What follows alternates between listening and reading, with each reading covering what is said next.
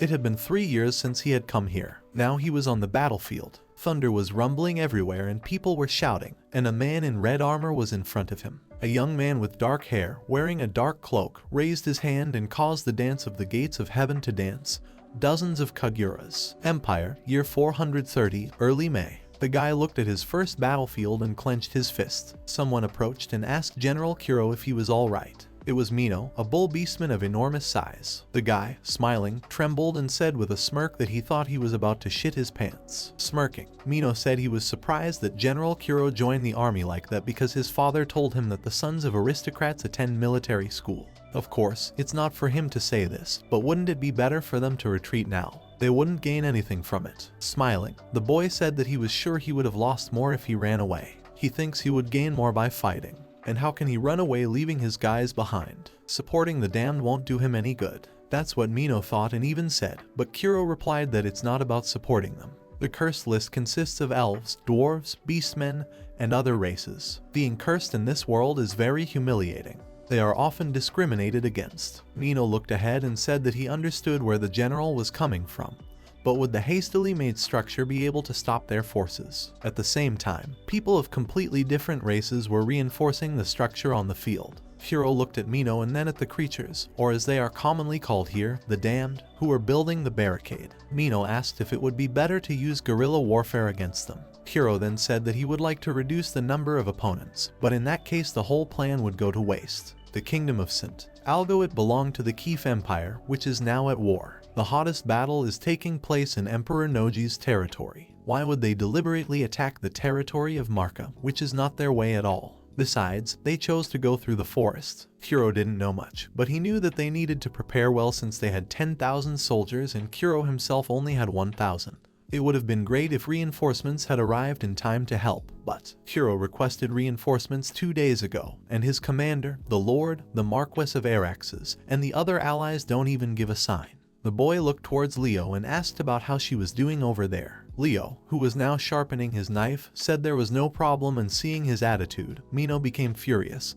But Kuro stopped him and said it was fine. He won't do that as long as Leo follows orders. The guy then gave Leo a horrified look, and Leo, turning slightly pale, said he realized he'd had enough. He would try to live up to expectations. Nodding, the Night Prince put his hand on the warrior's shoulder and said that he was counting on him. The guy then looked at Mino and asked him if he had said something to Leo, to which the guy shook his head and said he hadn't done anything like that.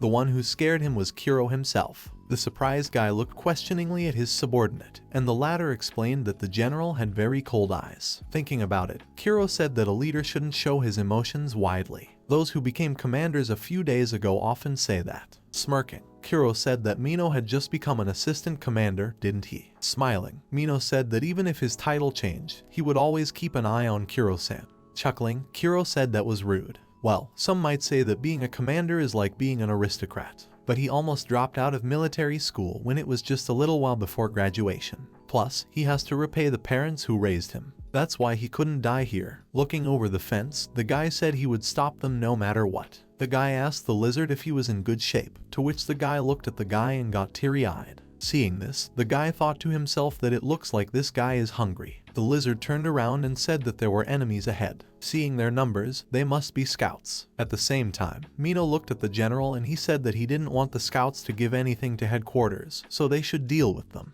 The boy stepped forward and wanted to call his name, but when he felt his own trembling, he gritted his teeth and calmed down. He had not come this far to shiver. Afterward, he called out loudly that his name was Kuro. He is Kurold, Kuroford, the Baron's first son. He demanded names from the knights who attacked him. For him to fight a knight without a name was a disgrace. Raising his sword, the lad demanded a one-on-one fight. Battle. The soldiers looked at each other, and one of them, snatching up his sword, called out his name and said he accepted the challenge. His name was Ackles. Just as the soldier galloped a few meters, something pierced his throat and he fell to the ground. Seeing this, the other soldiers shouted that he was a coward. He challenged him to a duel and used a trap. Kuro, not the least bit worried, shouted that it was time. Earthen spikes came out of the ground and pierced both the horses and the soldiers. Seeing this, Kuro sighed and said it worked. They died almost instantly. Turning his head, the guy told Shiro and Quaro that they did a good job. Shiro, the white wolf beastman, said cheerfully that they did well, and Kajiro, smiling, supported his friend. Seeing them wagging their tails, the boy thought they looked more like dogs than wolves. Smiling, Kuro said that thanks to them he was now a target, so he would continue to count on them. The ones back in the bushes cheerfully said they would do what they could. When the guy returned, Mino, smirking, said he even believed the general wanted to fight one-on-one. To which he, smirking, asked if he really looked like a dumbass. Mino said that they probably thought the general was a proud aristocrat. To which he smirked and said that if pride would lead to victory, he would want a lot of pride. Mino then asked what they were going to do with the corpses. Kuro then said that he would want to scare the enemy, so there was no need to remove the corpses. If they think there are corpses scattered everywhere, Kuro will be able to control their movements. But will everything go right? Hearing the question from Mino, the guy said that they are checking it right now. Someone called out for the general, and he went over. In front of him stood a middle-aged man with blonde hair and a huge army, and he was sullen and angry. Mino, who knew him, said that the matter was nothing because this man was Ignis. When Kuro looked at him with a question, a surprised Mino asked that had he, being in Kuro's army, not heard of him. General Ignis Formalhaut. He is a god of war who is a divine sword mage. He single-handedly destroyed the former squad of Mino himself. The guy smirked and said his name means something, right? Not only does he have a formidable name, but if you attack him, you'll definitely die.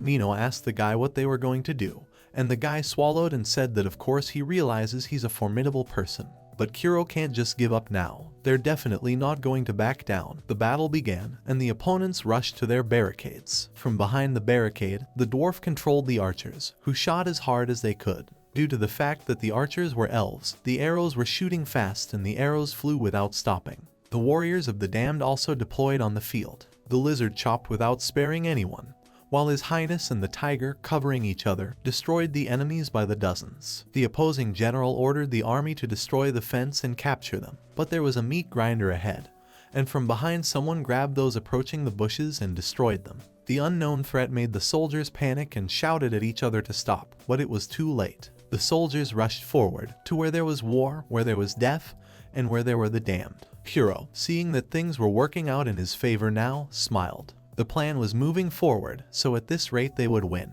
But then suddenly Ignis began to chant a spell. O Lord of Destruction, crush everything and everyone in your path, a powerful technique of the gods, flame. A huge fireball formed above the general's head, and the soldiers flinched and looked in its direction. The general firmly told everyone to calm down, for they had nothing to fear. They are suppressing the enemy with their overwhelming strength. Therefore, they must break through. And there it was, morale was up again, and it was not in Kuro's favor. Kuro said that apparently it wouldn't be that easy. With each passing second, the enemy soldiers advanced, and now the first one behind the barricade had fallen from the enemy's spears. And yet it was not enough. But they were holding well, but the battle had dragged on too long. If the standoff continued, even a little longer, Kuro knew they would be at a significant disadvantage in strength. The battle behind the barricade was in full swing.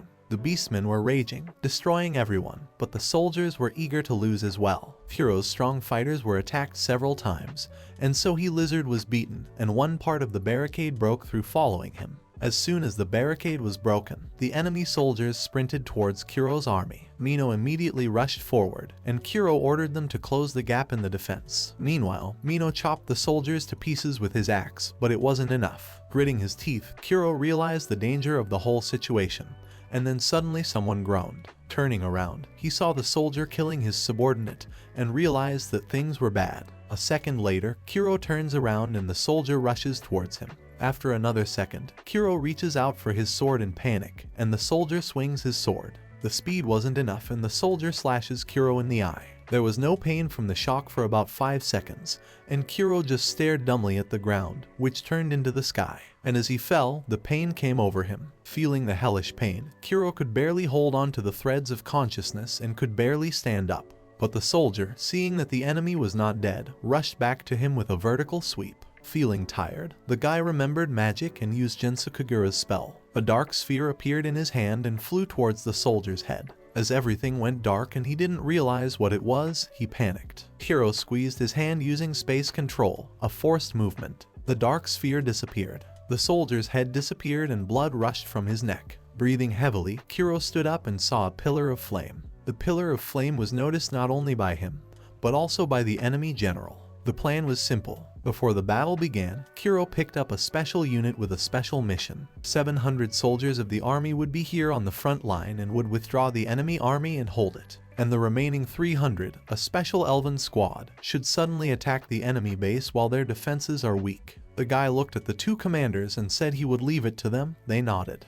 Ignis immediately realized that it was their base, from which the second pillar of flame had already risen attacked. With the general distracted, Kuro realized that now was the time, and used Jensukaguru and sent a ball towards Ignis. The latter, of course, noticed it thanks to his excellent reflexes. He immediately used a spell, chanting that the Lord of Destruction would reflect everything in its path. The powerful technique of the gods, the sacred blade, was used and Ignis slashed through the dark ball. But he thought he cut through it, but the sword went through without affecting the ball of darkness in any way. Kuro immediately used space control, and when the orb was in place, added a force shift. Surprisingly, Ignis was able to dodge the ball at the last moment, and it grazed his shoulder. The arm fell off, but the general himself was unhurt. Kuro was stunned by this outcome, but Ignis gritted his teeth and looked back at the pillar of fire. Kuro flinched and felt real fear, because the blonde-haired man was looking at him with real fury. Quickly rising, the boy began to retreat, and Ignis said that the enemy had not burned him to the ground, but had only taken his arm away. He could still fight. Well, Kuro expected something like that and yelled for the ambush to work. The wolves came out of hiding and pounced on the enemy soldiers. The soldiers panicked again and the wolves slew them in no time. Kuro, smirking, asked if they expected the enemy to hide nearby. Ignis, feeling furious, still held back and shouted that they were retreating. It was necessary to protect His Highness. As soon as Ignis said that, the damned breathed a sigh of relief, saying that the plan had succeeded and they had somehow managed to force their opponents to retreat. It was the first battle, but the losses were so many that they couldn't be counted. It was getting late and Kuro was sitting with an eye patch. Mino approached him and asked if he was okay, to which he smiled and said that other than not being able to see out of his right eye, he was fine. Nino then reported that their losses were too great and that the wounded could not be counted. Well, this is war. Deaths can't be avoided, but if only Kuro had a chance to do better. If only they could build the pillar of fire faster. Just then, Mino reported that the task force had returned.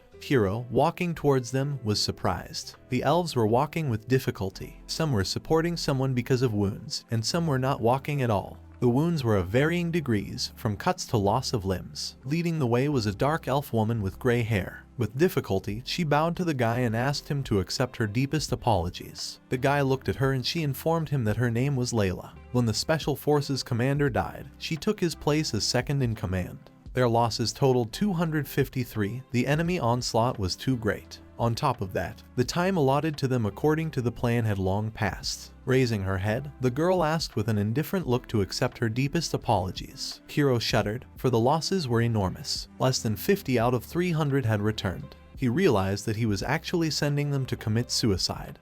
But Kuro thought he realized how things would turn out. Pressing his lips together, the boy told her to continue with her report. In the other world, he also had thoughts of waging wars with other countries. It had been 3 years since he entered this world. He didn't have any opportunities, only the knowledge he had gotten in school. He didn't understand why he was here, but he didn't know how to go back either. The girl stated that she hoped the war was over and wanted to take care of household chores. Reinforcements arrived the next day and first they dressed the wounded and set up camp here. Some said they were saved, and some denied it, saying it was too early to tell. Kuro smiled and said that everything would be fine because she was there. The girl finally smiled and asked Chrono how he was and how much time had passed. The guy smiled and said about a month. Isn't that right, Tilia? When Mino heard that name, he said he was mistaken, or had he heard that name somewhere. Kuro then explained that she was the 5th daughter of Emperor Lamar. Mino looked at the girl in surprise and said that, I mean she is a princess. The shocked bull immediately knelt down, saying in a trembling voice that he deeply apologized for not recognizing Her Majesty right away.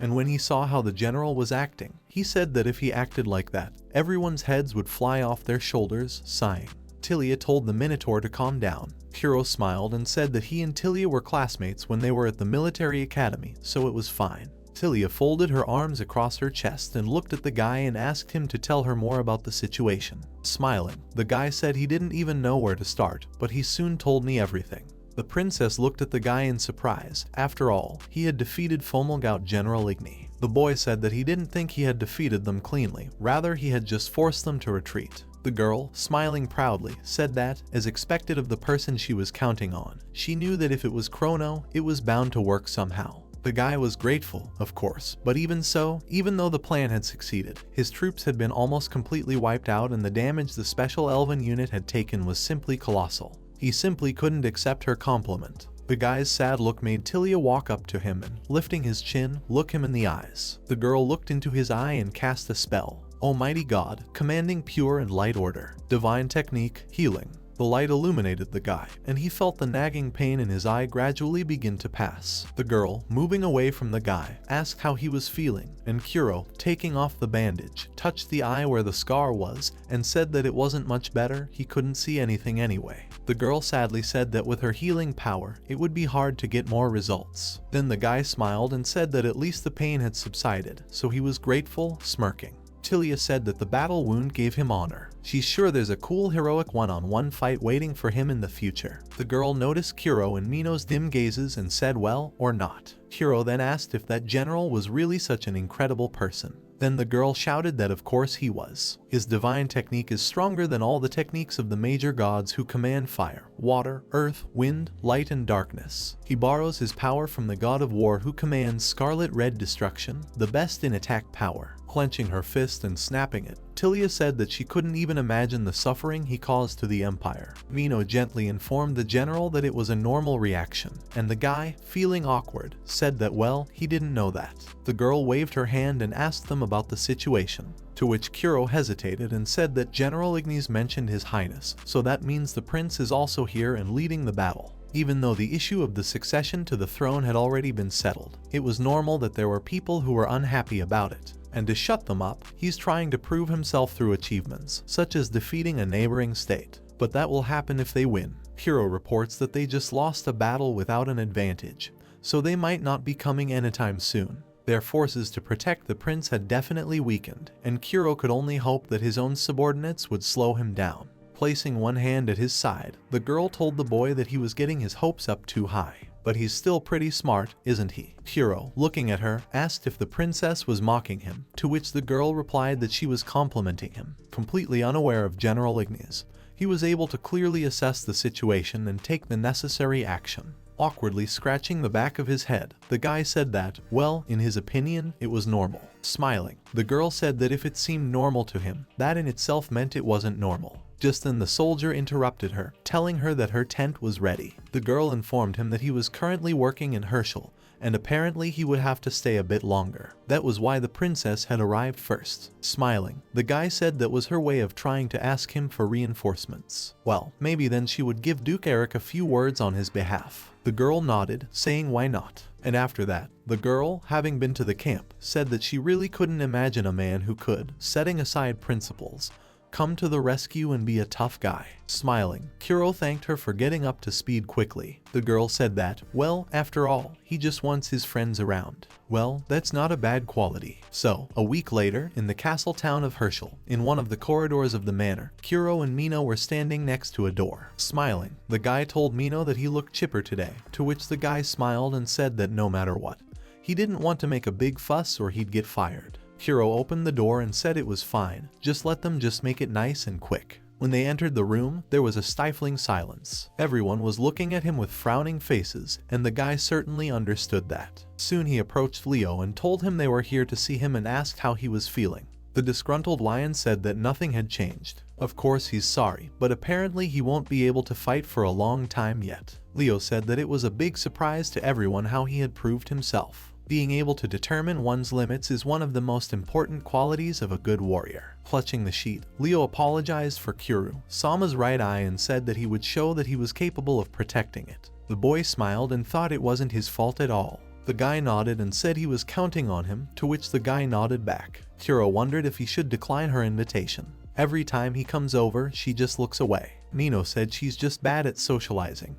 Or rather, she just doesn't know how to socialize with people. He probably shouldn't tell the general this, but a lot of people got hurt because of officers and aristocrats. The guy sighed and Mino continued, saying that for that reason, even if the general acts like a good person, people will think he's just pretending and continue to reject him. there would be no trust in him. Guy asked if that was really about Mino himself, to which Mino replied that he understood that Sama was a good person, but the others would be afraid of him. The guy asked with a serious look if he could have any effect on that, to which Mino said he didn't think so. Even if he could, Mino himself doesn't want the general to suffer. Smirking, the guy said he was too kind, to which the Minotaur said he wasn't so kind. While they were walking alone, a little girl stopped him and asked if he needed flowers. The boy smiled and asked the girl how much they cost, thinking that even a small child had to work. The girl cheerfully said it was 1 copper coin. Then the guy said he didn't seem to have any copper coins, at which point the girl became sad. But the guy handed her a bronze coin and said she didn't need change. The overjoyed girl asked if he was sure and then thanked him.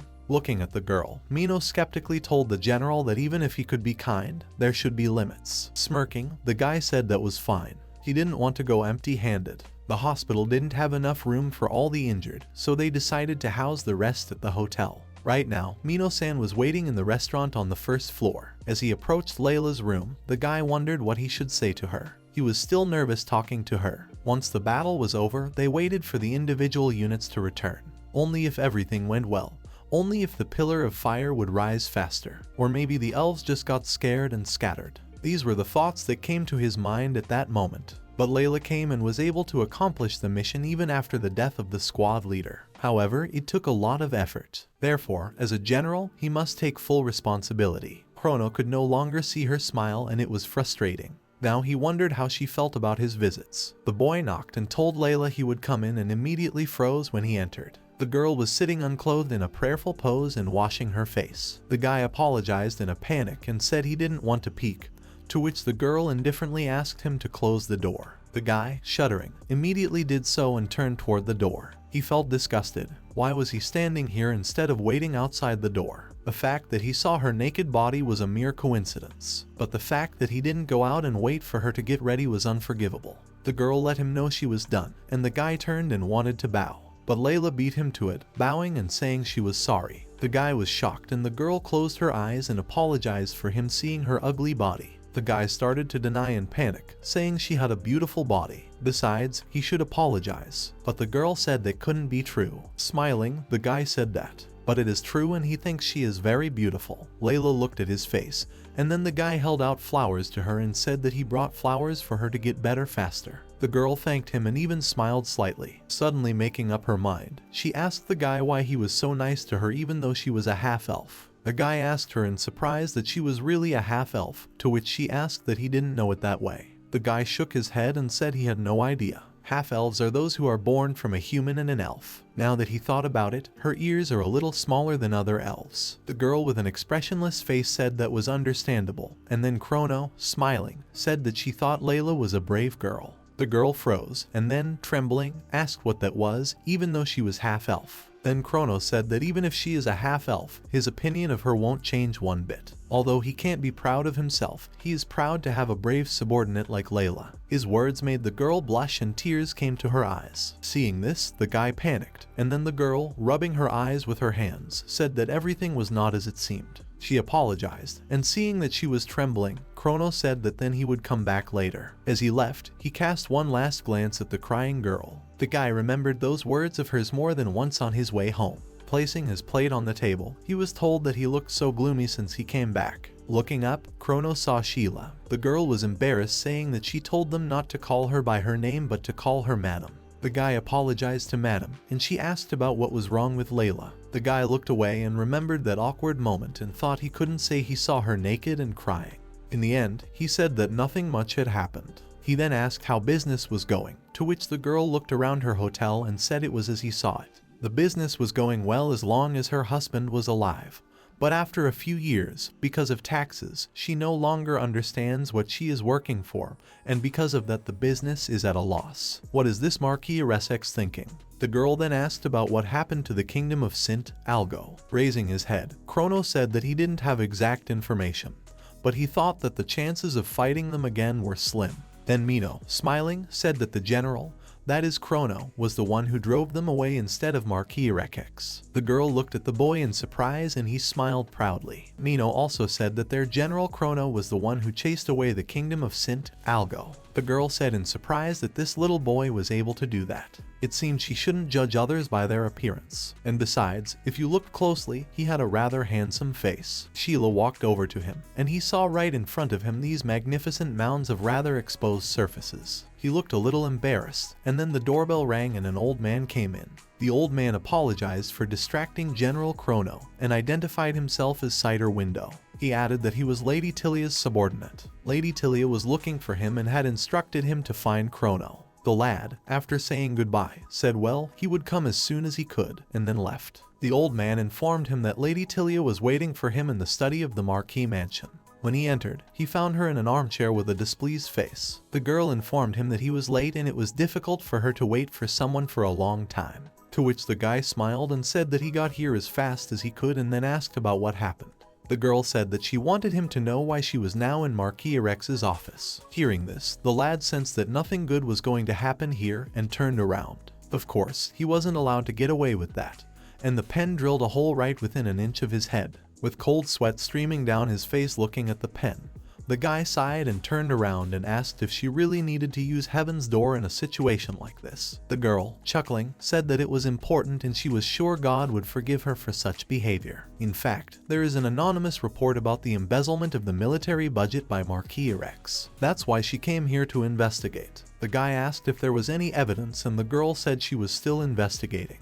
Then the guy asked that if it's not dangerous, if he really did embezzle the military budget, then he should pay for his crime. If they didn't have any proof of that, then they might have to use force. The girl was quiet for a second, and then said she was thinking of using the guy as bait so others could investigate. An indignant Chrono shouted that they weren't friends. Smiling evilly, the girl said that she thought she was his friend too, but that didn't mean she would always be. The indignant guy told her to stop acting like it was cool. Smirking, the girl said she was just kidding, then added that she wasn't putting him in danger. The guy asked suspiciously about the seriousness of her intentions, and she squinted and asked if he really doubted it.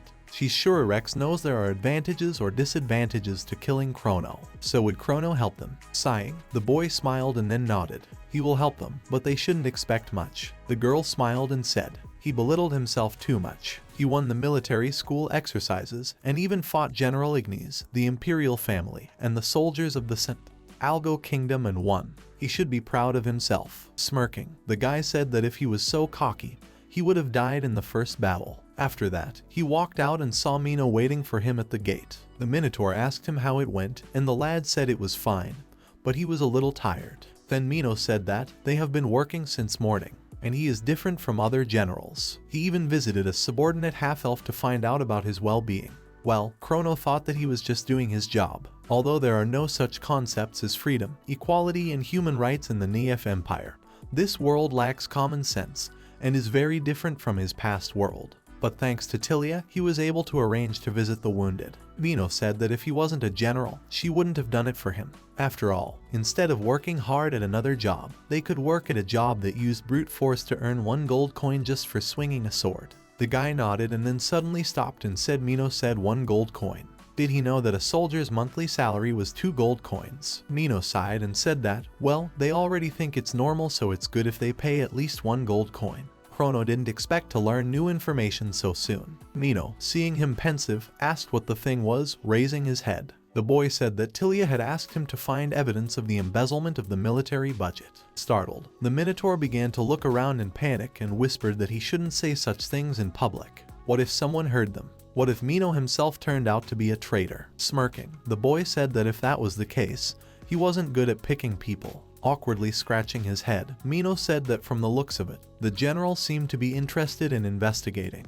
But why would he do that? The boy smiled and said that, well, Tilia had asked him to, and he didn't think he could be an ally of Marquis Isekai'd. Besides, he wanted Mino and the others to treat him with more respect, and he wanted his father and mother to be proud of him. He wanted Baroness Kryford to be proud of him. Since I brought him into this world 3 years ago, Mino swallowed, and then, making up his mind, excitedly said that he would follow the general. Chrono was happy about that and nodded, then said that, well, they could infiltrate the accounting department. The surprised subordinate asked if it was right now, and now they were in the accounting department. Chrono opened the door and was immediately recognized. The guy asked where they were and the employee, not realizing what he was talking about, asked what he was saying. The guy punched the employee in the face and the employee, not realizing what was wrong, wanted to get up but was immediately punched in the stomach. Chrono grimly asked about where the accounting documents were. They know that Marquis Eric's embezzled money from the military budget. Of course, the clerk denied it and said he didn't know what to talk about, General. At the same time, Mino grabbed his hands and the clerk shouted that they won't get away with it if Marquis Eric's found out about it. An enraged Chrono yelled at him to shut up or Chrono would burn his house to hell. The terrified employee yelled that his family had nothing to do with it. Do they really think they're going to get away with this? The guy then said that he was sure that Her Imperial Highness would pretend not to know even if the servant's family died the most miserable death. Startled, the employee shouted that it was a lie, but smiling evilly, Chrono asked that he would help them, then they would let him go for one day. The employee didn't understand what they were talking about, and the general kindly explained that he said he would give him a chance to start over in a new place. Sweating and nervous, the employee eventually agreed. And so, some time later, the Marquis entered the office, yelling about what General Chrono was doing. He would have to explain what it all meant. Smiling, Chrono said he was simply looking for evidence of embezzlement of money from the military budget. Startled, Marquis asked what he meant, because he had never embezzled money from the military budget. The guy, clutching the papers, said that maybe he did, but these papers were talking about something else. Maybe if the Marquis looked at them, everything would become clear. The Marquis, furious, shouted that the son of a bitch had betrayed him, to which the accountant shouted that he didn't want to die with the Marquis. Her Highness the Princess also arrived on time. Tilia smiled and said that it seemed to be a fun place and folded her arms on her chest and looked at the Marquis. The Marquis started to make excuses in a panic, saying it was some kind of mistake. But Tilia, of course, was adamant and said that since it was true, she thought the Marquis had proof that he had been falsely accused. Trembling, the Marquis said that his father and his grandfather, nay, all his relatives had risked their lives to put her father on the throne, and for their loyalty had received such a small reward. An angry Tilia pointed at him and screamed that that was why she had appointed him Marquis and Captain. And he was a stupid fat ass, betraying her father, their emperor. He should pay for what he did. Eventually those two were led away, and Tilia was satisfied. Looking at Chrono, she said contentedly that, as expected of her friend, she was grateful to him. Smiling, the guy said that all they had to do was wait and pray for whoever would be the next successor of the Marquis. Smiling, the girl said that he shouldn't worry about that and leave everything to her. Oh well, the case is closed, so that's fine. And while they were standing there, Shiro ran up to him and yelled that the alarm had gone up. And Layla said that she was unworthy to serve the general and she wanted to leave the army. A little time passed and here they visited Layla. The surprised girl looked at Chrono, who asked why she had decided to leave the army so suddenly. The girl was silent, and then the guy asked what those words meant, as if she was useless to him. Layla was surprised to ask who told him that, and then she guessed and looked at Shiro unhappily. At the same time, Chrono said that he wanted to know the reason for her leaving, otherwise he wouldn't accept her. At the same time, Shiro cried in fear on the sidelines. Layla clenched her fist and said that she was born in the slums. Her mother was a prostitute and her father was her occasional customer. Before joining the army, she was humiliated every day, so there was no way she, a dirty half-elf, was worthy of serving Chrono. With those words the girl started to leave. That was why she gave up. After all, she was a half-elf and the daughter of a prostitute, but he couldn't just let her go. Grabbing the girl's hand, the guy stopped her. He was sure he was being honest with himself, and that's why he wanted to tell Layla to stay. The girl, screaming, asked him to let her go because she's glad he wants her to stay, but she can't. She can't believe his words. She doesn't believe what is said for no reason. If this feeling is unrealistic, then it's safe to say that Chrono's entire life is a fake. Chrono decided that he needed to say something. Having made up his mind, the guy talked about right. The elf didn't get it, and the guy said that, referring to the Universal Declaration of Human Rights, people should live in freedom and equality. But anyway, that's the reason. Layla wrinkled her nose and said she had never heard of this Universal Declaration of Human Rights. The guy shuddered and then said that actually Lai came from another world. In his previous world, there were no commoners or nobles, and no matter how different people are from each other, they shouldn't make distinctions. It makes a lot of sense to them. The girl, cringing, asked why he was lying to her. Stunned, the guy said it wasn't a lie. I mean, yeah, sure, she doesn't believe he came from another world, but he doesn't want her to leave, and that's the truth. The girl sadly said she was a half-elf and the daughter of a prostitute, though he wanted her to stay. Smiling, the guy nodded and added that it didn't matter how she was born. All he wanted was for her to stay here. The girl asked if she could think for a while. She will tell you her decision in a little while. Smiling, the guy told her to take her time and think it over carefully. The girl nodded and left. Thus ended today's day, and night came.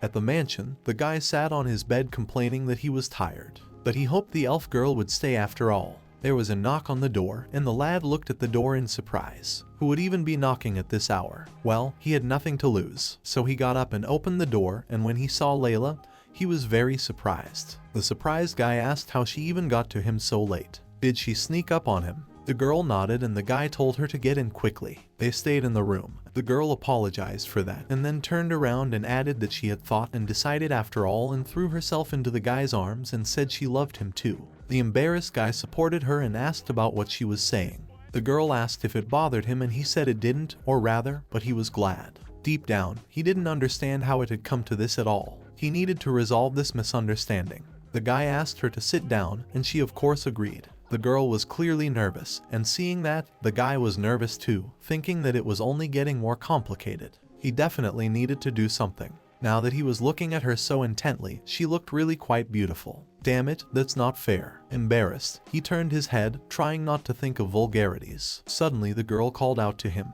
and the guy turned around and saw Layla undressing. She even said that it was okay if she became one of his lovers because she wanted to be with him and her love belonged only to him. And he, of course, agreed. It was his first time since his reincarnation, but she had said that her love belonged only to him, so he couldn't disappoint her. Morning came, and they were alone in a room in the same bed. Chrono asked her if anything was bothering her, to which she replied that she was happy. She thought she could never experience something like this. She really wasn't thinking straight. But though he didn't try to solve the misunderstanding at all and let his instincts take over and made Layla his, the guy smiled and said that it was a big surprise for him. After that, the guy asked Layla if she was happy. The girl, smiling softly and embarrassed, said that she was really happy. There was a knock on the door and the guy flinched. Quickly standing up, he asked Layla to hide under the blanket and went to the door himself. When he had already opened the door, he saw a disgruntled Tilia behind him who, with her hands at her sides, asked him why he had closed the door.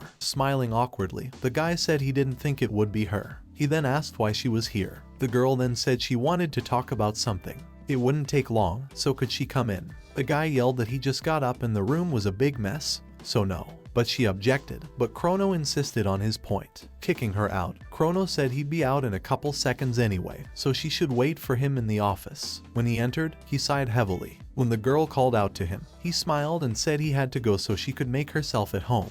But she shouldn't be too cocky just because they had become a couple. The girl nodded and then smiled gently. When he got to the office, the girl gave him the bad news. Oryx had committed suicide on his way to Imperial City. Apparently, he was hiding some kind of poison. The guy only shrugged his shoulders, and seeing this, Tilia said some kind of weak reaction he had.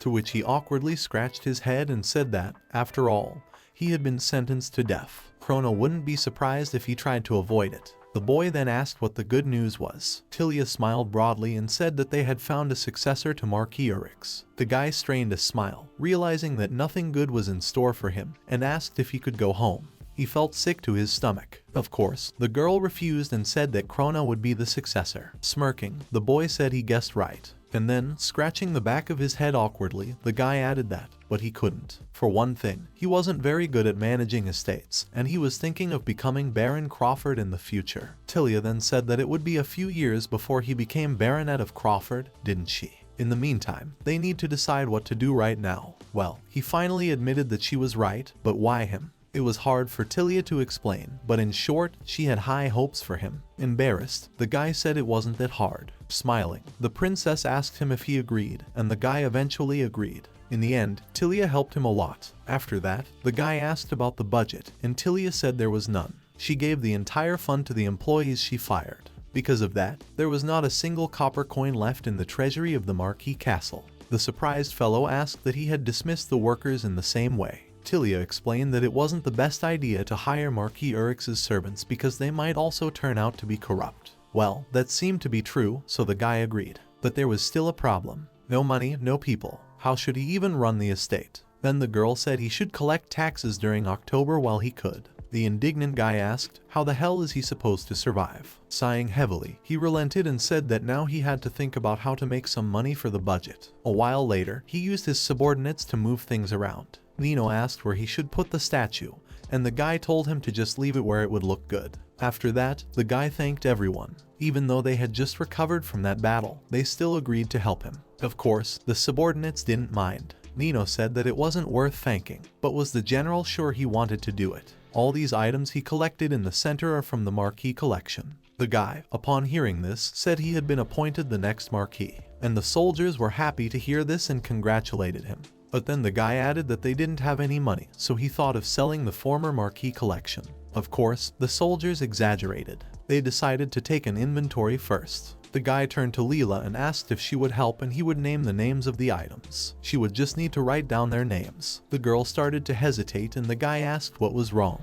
The girl apologized and said she couldn't write, and the guy was surprised. Nino explained that people who can write are quite rare. It is important for them to be able to count. The gnome then stepped forward and said that if Chrono didn't mind, he could write them down. He had been taught to write when he worked as a blacksmith. The guy was glad that Goldie could do it and said that he would be responsible for it then. Goldie took the sheet from his hand and said he was glad to be helpful. Number 1 nude statue. Number 2 a picture. Just like that, the collection was listed and they stopped at number 20 an axe. Goldie immediately said that this weapon is a magical item created by a man named Kanachi. The boy asked about whether the word Kanachi was an ancient name for blacksmiths. The gnome then said that Kanachi was the first master and he created a blacksmith sect. Surprisingly, there seemed to be some people who came from another world like him. Kanachi was fortunate enough to live a long life and succeed in society. He was even able to leave a mark on this world. The boy asked Mino to support him, and he of course agreed. When the Minotaur took it, the guy said that it belonged to him now. A surprised Mino asked if he meant it, to which the guy, smiling, said that it would be nice if the weapon could still be used.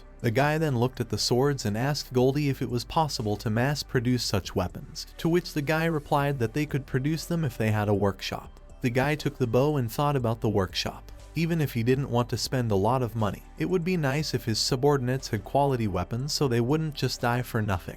After making a decision, he said that they would build a workshop then. There would be a lot of work, so they needed to find craftsmen and people who could help with organizing the workshop. Goldie was happy to hear that and, smiling, told the general not to worry because he dreams of opening his own workshop. He will do his best, even if he has to grind his bones into powder. After doing the math, it turned out there were 660 of them. That was a lot, so the guy wondered how much it all cost. Goldie hesitantly said that he didn't think he could tell because he wasn't really good at counting since his specialty was making things. If they don't know the market price of these things, they can make them cheaper to sell, so. Suddenly Layla called Mr. Chrono and asked him how about asking the merchants to price them. Smiling, the guy said that was a pretty good idea, and Layla was glad. He had heard that when vendors came to a place, they would first ask other vendors to appraise their goods so that if they were suddenly in a certain place, they could sell them at a higher price. After a while, they came to a merchant's shop where they were greeted by a friendly old man. He invited them to Pick's trading store on Marquis Erich's property and asked what he could do for them. The boy, putting his hand on Lily's shoulder, said he would like to have a dress of some sort picked out for her. The old man quickly found the dress and asked if they had a place where she could try it on, to which the old man nodded of course. After that, he called an assistant named Bazed and asked her to take the lady to the examination hall. When they left, the guy said to the old man that he would like to talk to him about something, if he didn't mind. The old man turned to him and Chrono explained that one of their aristocrats wanted to sell some of their artwork, but they didn't know the market value. The old man said that it must be problematic for them, but he would be happy to help in any way he could. Chrono was pleased and apologized for the late introduction and gave his name. He then asked if he should say anything to the old man if he was Claude Crawford's son. Smiling, the old man nodded and apologized, calling himself Nicholas. The boy asked if they could talk about it a little later, and the old man nodded. At the same time, Layla came in wearing a new dress and asked how she looked. The guy was fascinated and of course told the girl that it suited her very well. The embarrassed girl thanked him. They ended up taking the clothes and hired an appraiser. A short while later, Nicholas was at his castle. When he saw the entire collection, he was stunned. Chrono handed him a catalog and informed him that the sale would take place tomorrow, of course. He didn't forget to thank the old man with a sweet smile that could only strain a smile. At night in his room, the guy sighed tiredly and said that tomorrow was a big day, and he hoped it would go well. Layla smiled and said that she was sure everything would go well because she had faith in Chrono-sama. The girl leaned into him and the guy rolled her over and kissed her. Feeling her lover sigh, Layla said that she was happy that Chrono loved her. The guy, of course, was happy too. Guy gently touched her thighs. He was very happy that he could make love to Layla, but he believed that it was love, if that's what Leela wanted. When he stopped, he asked Leela that she couldn't read and write right. Leela apologized for that and the guy said there was no need to apologize. After thinking for a moment, he stood up and asked her to come over. The girl didn't realize what was going on, but did as she was told. Sitting down at the table, the girl hesitantly asked that Chrono-sama didn't want to make love to her, to which the guy said that he thought why Layla shouldn't start learning to read and write. The girl looked at him questioningly, and the guy said that he thought it would help her in the future. Besides, he could help with her studies. The girl nodded and said she would try it, but she was sad. They started, of course, with the basics. Finally, the long-awaited day arrived. Chrono went up to the podium while everyone gathered in the hall. Someone asked what Chrono-san was going to do with them. Someone said that they would really get rid of them because they were no longer needed. Of course, another told him not to worry so much. Upon reaching the podium, Guy's first order of business was to welcome everyone and thank them for attending the event. He then announced that he had taken ownership of the Marquis Eric house and added that he would like to sell the property left to him by his predecessor at a fair price to help fund everyone's future endeavors. And of course, the way to do that they were probably already familiar with was an auction. The merchants were shocked, and Nicholas realized that the guy had scammed them. From the beginning, he had planned to attract more people to maximize profits by holding an auction. They started with a nude female statue made in the north by a sculptor living in a free city-state. Vino immediately delivered the statue to the podium, and the guy started with a starting bid of $400. The price quickly skyrocketed from $410 to $500 and was sold. Clenching her fist, Nicholas' assistant said they were out of time. Nicholas, sweating, said it looked like it. The bidding was going really fast and everyone was so desperate to win the lots. It turns out he had been doing the appraisal from the beginning for that very purpose. The price of some of these items is comparable to dirt, but he's questioning the billing of his name. Looks like Chrono read everything in advance. Terrifying man. The bidding took place and everyone got excited and raised the price. The next day the guy thanked Nicholas-san for a good job and asked about the auction, to which the guy smiled awkwardly and said that he thought Chrono-san knew Chrono himself well. The guy then said he called Nicholas-san today to talk about something else. It was about the Pix company. He would like them to be a supplier. A surprised Nicholas asked why they chose him, to which the guy replied that he liked the customer service. When Layla buys clothes and lingerie, she always looks adorable and secretly comes to see him. The guy said he would like them to start by supplying soldier food to just 650 men.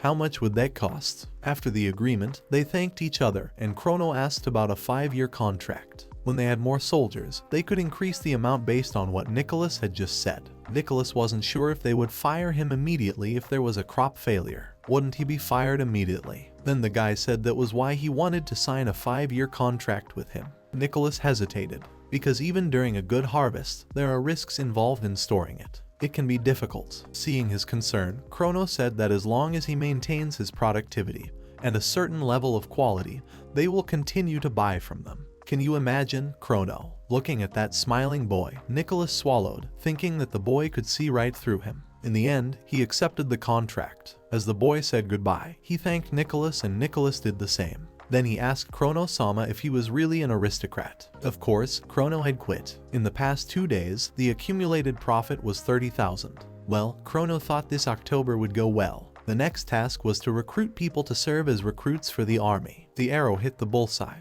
but Layla didn't feel any emotion. After the training session, the girl started to leave, and then she was told that she had done a good job. Turning around, the girl saw the twins Erida and Danny. The girl cheerfully told her that she did a good job and then walked forward, joining her. One of them stretched and said they should go home and eat, and the other said cheerfully that she was glad she could finally fill her tummy properly. Danny then asked if their butts had been sitting too tight in their clothes lately, to which her sister agreed with her and Danny said it was good that it wasn't just her. The twins then asked Layla if she would be doing anything later. Erida asked if she would go to Chrono-sama's room, since she had fun with him yesterday, and the day before, didn't she? The girl embarrassedly nodded, and then remembered the first night and the next. They don't do anything but study at night, and they've never done that since they first met. She thinks she's still important to him, but their love and studies are also important to him.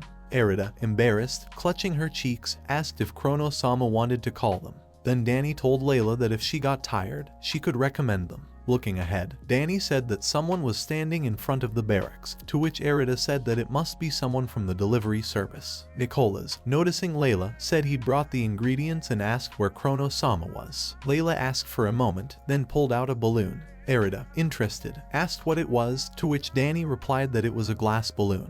Layla then explained that it was a magical item for communication.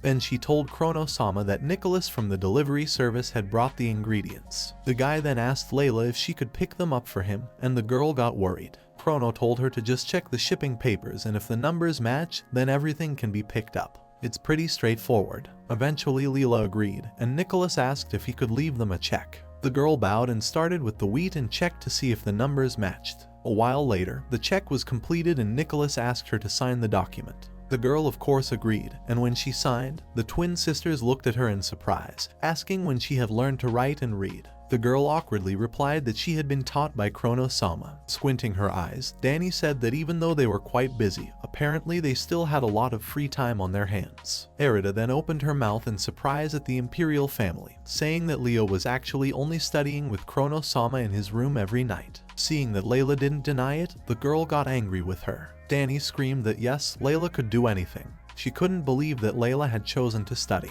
Then Erida asked if Layla was doing everything right. The embarrassed girl covered herself and said that she asked him and he told her that she had to study for the future. But she really didn't understand Chrono-sama's love. Isn't Chrono-sama strange? They didn't understand why he was helping her with her studies. Then Nicholas smiled and said that apparently Chrono-sama really loves Layla-sama. The surprised girl asked if Nicholas knew why Chrono-sama did that. The old man then said that he didn't know that much about it, but they could take a case, for example, in which she would leave the army and start looking for a new job. The elf looked at the old man grudgingly, but he smiled and continued, saying that without education it would be difficult. However, with a basic education, even Nicholas would be able to hire her. If she increases her knowledge, she could start her own business, or if she wanted, she could even start her own school. The surprised twins said they didn't know that studying meant so much. She wouldn't have to worry about anything for a long time. The elfess was pleased with what she heard, and now night had fallen and she continued to learn to read.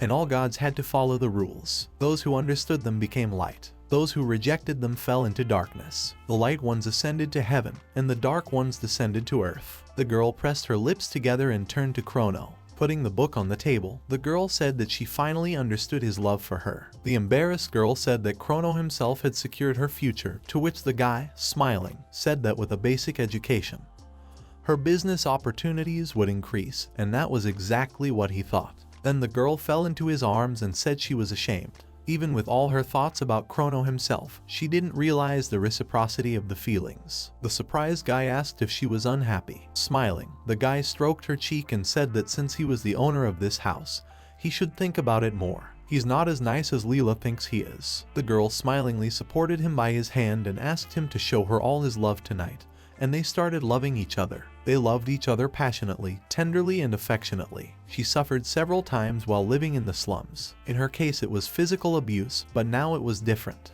He had taken in a half-elf like her and secured her future. She felt so happy. Pleasure had gone to her and his head, and the night was sweet for both. In the morning when she awoke, she saw him. The first thing she saw was his sleeping and loving face. Smiling, she snuggled up to him and whispered softly that she loved him. The auction was successful. All that's left is to get people together. It looks like Tilia is going to leave her staff to the secretary, and he only needs to hire a maid, a cook, and an accountant. And since they're building a factory, they'll also need a blacksmith. Since Sheila has been in the trade for a long time, Kuro thought she could be a cook, so that's why he came here. Sheila said hello when she saw him, and Kuro's first thought was to ask how things were going. Coming out from behind the counter, the girl said that as he had seen for himself, she didn't have many customers, to which Kuro replied that, therefore, work was not going well. Sitting down next to him, Sheila said that everything would be fine if she had a patron. Kuro-sama recently became a marquis, didn't he? Maybe he could help his countrymen. The girl clutched at the boy's arm, making him embarrassed, but he didn't pull away, instead asking what she was talking about. Sheila then explained that she too came from the southern border, but when she had been there 10 years ago, Baroness Crawford had no children. Smirking, the guy asks if this is really blackmail. He was fed up with being the Baroness's son and had never been asked to hide it, but he didn't want anyone to find out. Looking up, Sheila said why would she want to blackmail him? She just wants him to be her patron. Kuro then asked if she had any debts, to which she nodded and said 100 gold. Smiling awkwardly, the guy said that was quite a lot, to which the girl shouted that she wanted to protect this place because she worked hard for it. But the owner died and she lost everything, and that wasn't fair at all. The girl smiled, put her hand on her chest and said that of course she wouldn't stay in his debt, he could do whatever he wanted. The surprised guy asked if she really meant that he could have fun with her in bed. The confused girl recoiled and screamed, asking what he was even thinking. Of course she didn't mean that. The guy said quite indifferently that he thought it was quite obvious, but the girl indignantly said he didn't get it. Then the guy asked what she meant. The girl hesitated, wanting to say something, but then, realizing there was nothing to say, just shouted that she just wanted to protect the store. The girl pressed her lips together, and then, resignedly, nodded, and then stood up from her seat. After that, with one hand at her side, the girl asked when she should start work, to which Kuro replied that he was glad she had agreed after all. She needed to get to work as soon as possible, but he would allow her to visit his store occasionally. Smiling, the girl thanked him and added that she would get to work very soon then. Kuro thought it would be harder to find people. In his previous world, he would even have to advertise for jobs, and here not everyone could even read. Maybe that was for the best. Time to start looking for others. Suddenly someone asked what Marquis Lackey's was doing on the streets of the city, and the guy turned around and saw a beautiful lady in a black dress.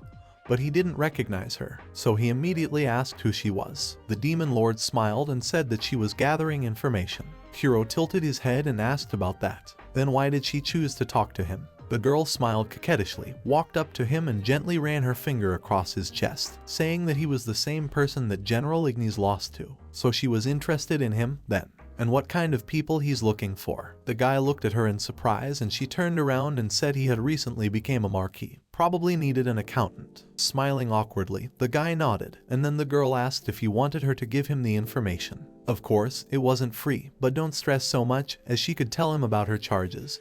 Just not about prostitution. The girl pretended to look at him indignantly and asked if he was discriminating against her profession. To this the guy said he couldn't hire her wards, it was too dangerous. Then the girl said she could forget it. How could she sell them if he didn't want to tell her anything?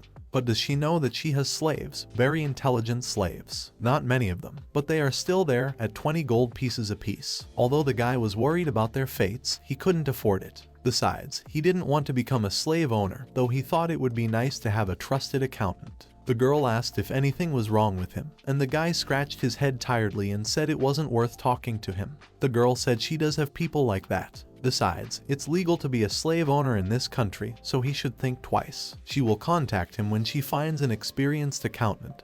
But if he already has such a person, she can decline the offer, and if he doesn't, he can find her one. Seeing how confident she was in her words, the guy decided to give her a chance and nodded. After that, he went to the fortress wall, but it didn't do much good. He told Mino-sen that he was looking for people, and it turned out that there were some people who couldn't return to the battles. Then he decided to hire 30 elves and dwarves as servants. Mino asked about the general going to meet Layla. Turning around, the guy said that he didn't want to distract her right now because she was currently practicing. Mino then pointed out Layla at the archery range, and Kuro said that she was good at archery. Mino explained that she was also good at magic. She has saved them many times with her help. She has such willpower that Mina wouldn't be surprised if she became a centurion one day. The boy was somehow saddened thinking about why she's trying so hard. Maybe it was because she was a half-elf. Guy smiled and told Mino that he would let him promote 100 to captaincy, though 50 would be enough. Of course, Mino was grateful. Finally, Kuro said goodbye to the Minotaur and left. But Kuro thought it was fine, but he hadn't told Tilia about the workshop yet.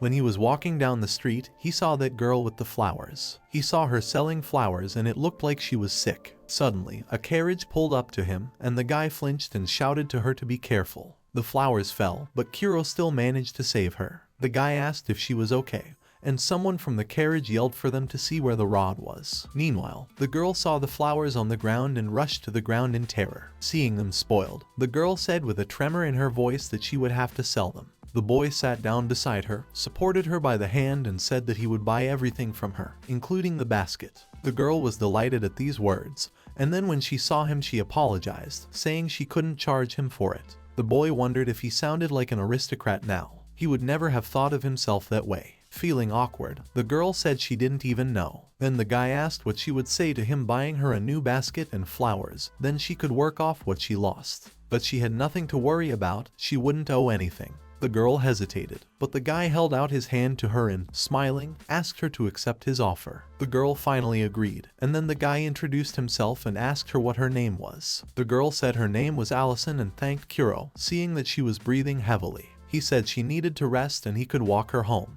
The girl hesitantly said that he had already done so much for her, but the guy assured her that she shouldn't worry about him. She ended up climbing on his back and apologized for causing so much trouble. Now Kuro wondered who raised such a child. They went into the slums of the city and soon made their way to one of the dilapidated houses. A woman was lying on a bed knitting something. Seeing her daughter in the arms of a stranger, she ran up to them, concerned, asking what was wrong. Kuro placed Allison on the bed and explained to Madam that he thought she was unwell, so he decided to take her home.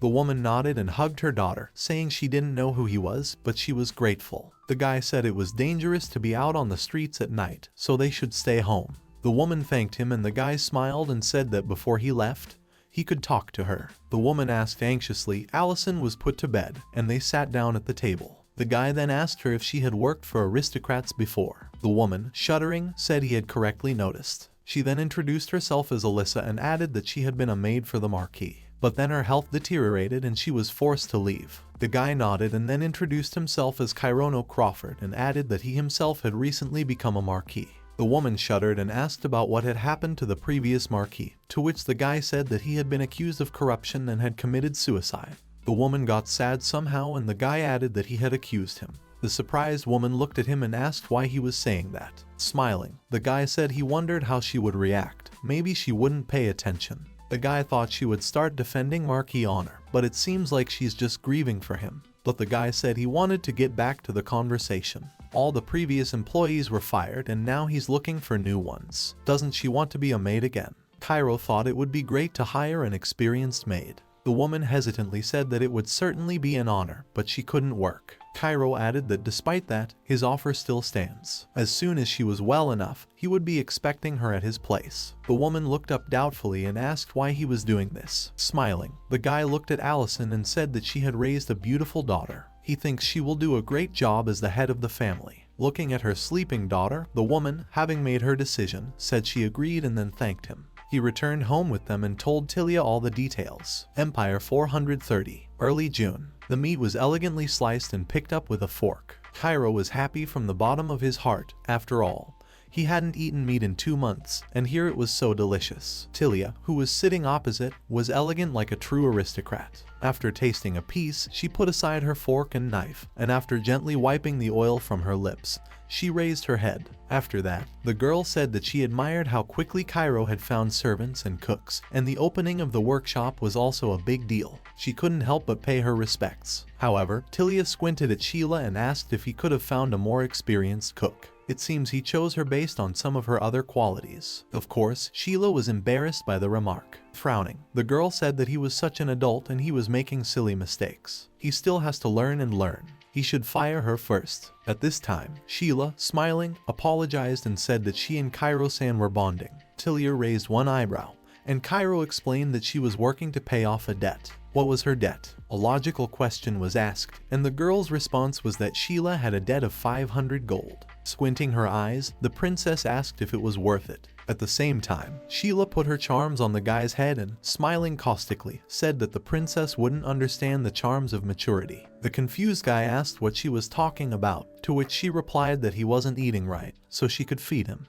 At the same time, the princess twisted her mouth and forcefully sliced the steak, while the maid behind her was annoyed. Sighing heavily, Tilia asked about the older maid. The guy explained that the doctor said she would need a little more time, but everything was going according to plan. Tilia nodded. A short while later, he visited the workshop where Goldie worked. When Goldie saw Kuro, he asked if he had come just to look. Nodding, the guy said he was curious how things were going at the workshop, to which Goldie said they were still in the beginning stages, but he didn't think there would be any problems. After that, Goldie handed him a dagger, asking him to rate it. The guy took the dagger, pulled it out, and it immediately glinted. Goldie said it was the first weapon forged in this workshop, and he would like to give it to Kuro-san. Looking at the tip, Kuro said that it looked pretty sharp, to which Goldie said that this dagger was forged using a new method. They are also working on swords, spears, and armor. The guy nodded and said that was impressive. If they were of high quality, they could start replacing the old weapons. The guy then asked about the bows, and Goldie said that he had already found the materials and it was a trifling matter. After that, Goldie cautiously said that, but he felt that the elves' strength would not be enough to fulfill their potential. After thinking about it, the guy said that he hadn't thought of that. All elves are so thin. But he thought that elves could use any kind of bow, but it seems he was wrong. Then Kuro asked if they could make them light. Goldie, with a motivated clenched fist, said he would try. He's a blacksmith, after all, and had already figured something out. Smiling, the guy said that was good, then added that he wanted to discuss something else. The surprised blacksmith asked what the gentleman wanted them to make the paper. Kuro nodded and said that they could use it for their own purposes, and it would be profitable to sell it. Goldie agreed, but it could take years to create the technology. Kuro then said that he already knew the technology, much to the smith's surprise. No one had ever made paper in the Empire, and so it was imported from the north. Paper is actually very expensive, but if the plant can do its job, it will benefit from it. He began to explain. First they must extract the birch bark, then mix it with the ash of the plant, bring it to a homogeneous state, and then soak it in a wooden box.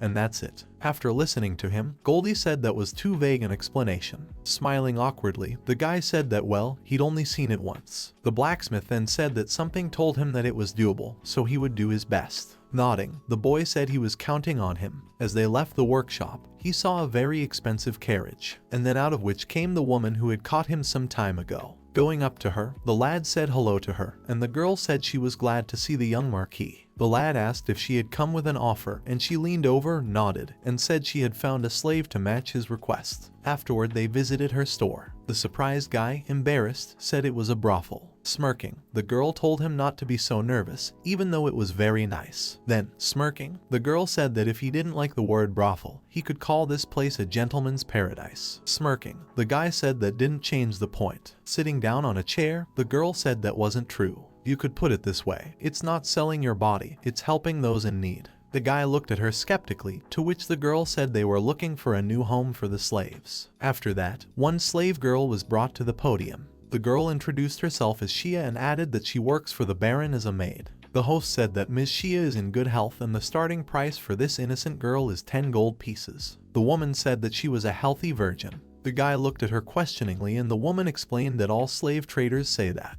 They often lie or else no one will buy their goods. The boy asked if she knew the name of the slave girl he wanted, to which she nodded and said that she had heard that the slave girl had studied abroad under the name Elena. While the wait lasted, Elena herself sat in the cage with sad eyes. She didn't know why she was here and felt fear and humiliation at her situation. She is Elena Graphias, the daughter of a baron from the Empire of Cepheus. Her father was conservative but a fine scholar. When she said she wanted to study abroad, he supported her. She chose the city of Amai on the border of Eastern and Western civilization. She studied foreign languages, customs, art theory, and more. But arithmetic was her steed. 3 years later, she was informed of her father's death, and she thinks that's where it all began. She dreaded coming home after a 3-year absence, but Philip and his uncle were happy to see her. Philip was her fiancé, and he was going to be a knight. He was her parents' choice, but she still loved him. Thanks to him, she was able to recover quickly after her father's death. But soon the estate was attacked by bandits. All the servants were killed and sold into slavery. She wanted to die, but she believed Philip would save her. She asked for it in this nightmare,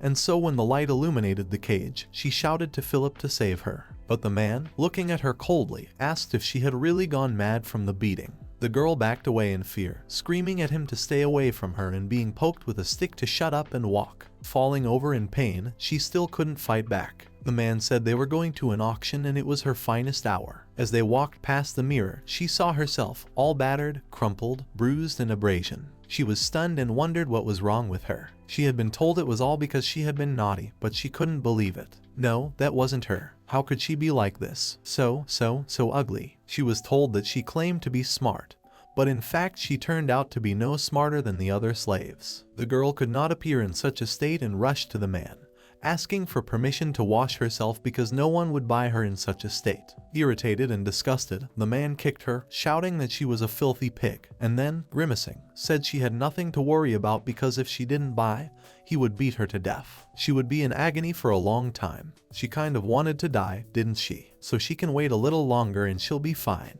The announcer said the last slave girl was coming on stage, and Elena was nudged in the back. But her appearance and odor certainly didn't attract attention. She had seen these aristocrats. She had seen what she had once been. She saw the expensive clothes, the clean bodies, and compared to them she was dirty and stank. As she walked past them, they grimaced and some started to walk away. She realized that no one would buy her like this. She said her name in desperation. She had studied abroad and she counted well. But who would believe her like this? Who would believe in this filthy slave? She didn't believe she would be found. The host announced a price of 10 gold pieces for her. But, of course, everyone cringed at her appearance. She was once the daughter of a respectable man, but now she was just a filthy animal. Why? Why didn't the bandits kill her? Why didn't she kill herself? Why does she cling to life? If she's just a filthy slave, wouldn't she be better off dead? Feeling weak in her legs, she fell to her knees and screamed. She lowered her head and, trembling, she begged. She begged to be bought. She would do anything to be bought. After all, everything else in the world was completely unimportant right now. She didn't want to die in the arms of a merchant. Not like this. And there she was, hand raised. Someone had said to buy her. She couldn't believe it. Lifting her head, she saw the figure of a guy in black.